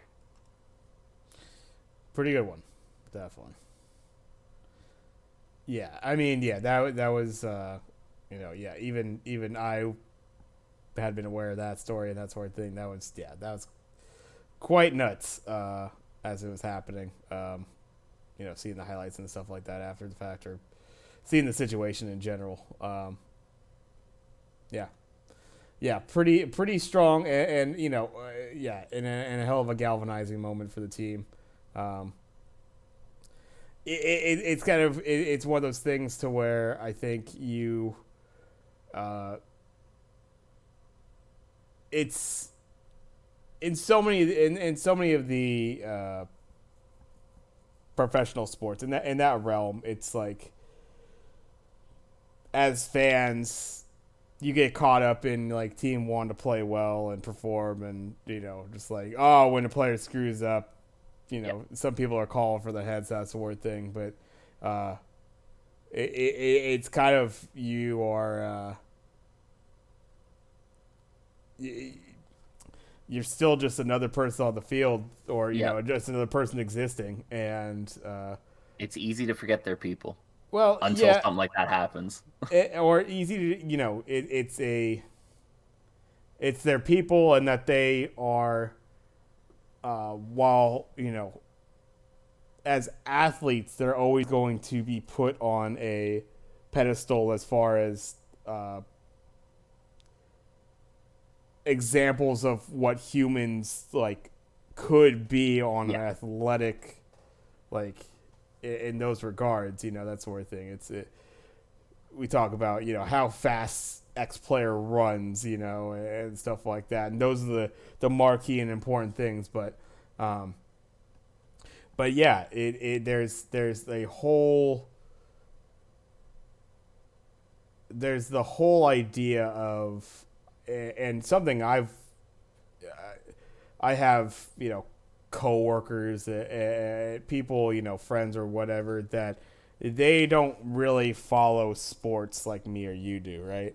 Yeah. And it's kind of like this, like, I don't know. You think of especially as like in a football locker room and that sort of thing. It's like meatheads and that sort of deal. But I mean, I've only experienced so much of it myself as far as any kind of like real team. But even when you're just like out there and you're shooting the shit with your friends or something like that, there's something behind when you are on a team. Like Yeah. all the aspects that go into it. Like you gotta trust in that guy because they gotta trust in you to like be able to perform, and um, the backgrounds people could come from, as far as how they grew up, or their socioeconomic status, or the regions and stuff, like how it has a great effect of bringing people from all sorts of different backgrounds and situations who would never otherwise meet or have any idea of how that other person operates. It brings a lot of those people together, and so the whole idea behind teams, sports teams in general, is always been.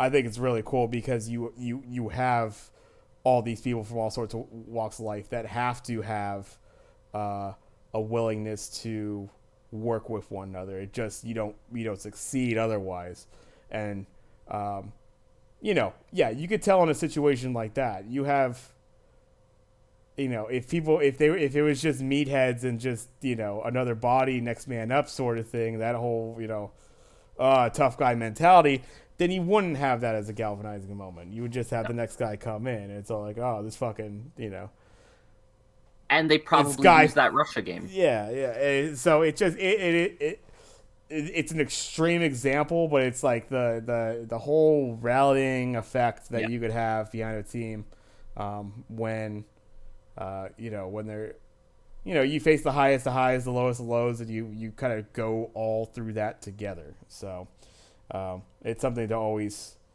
Oh, always.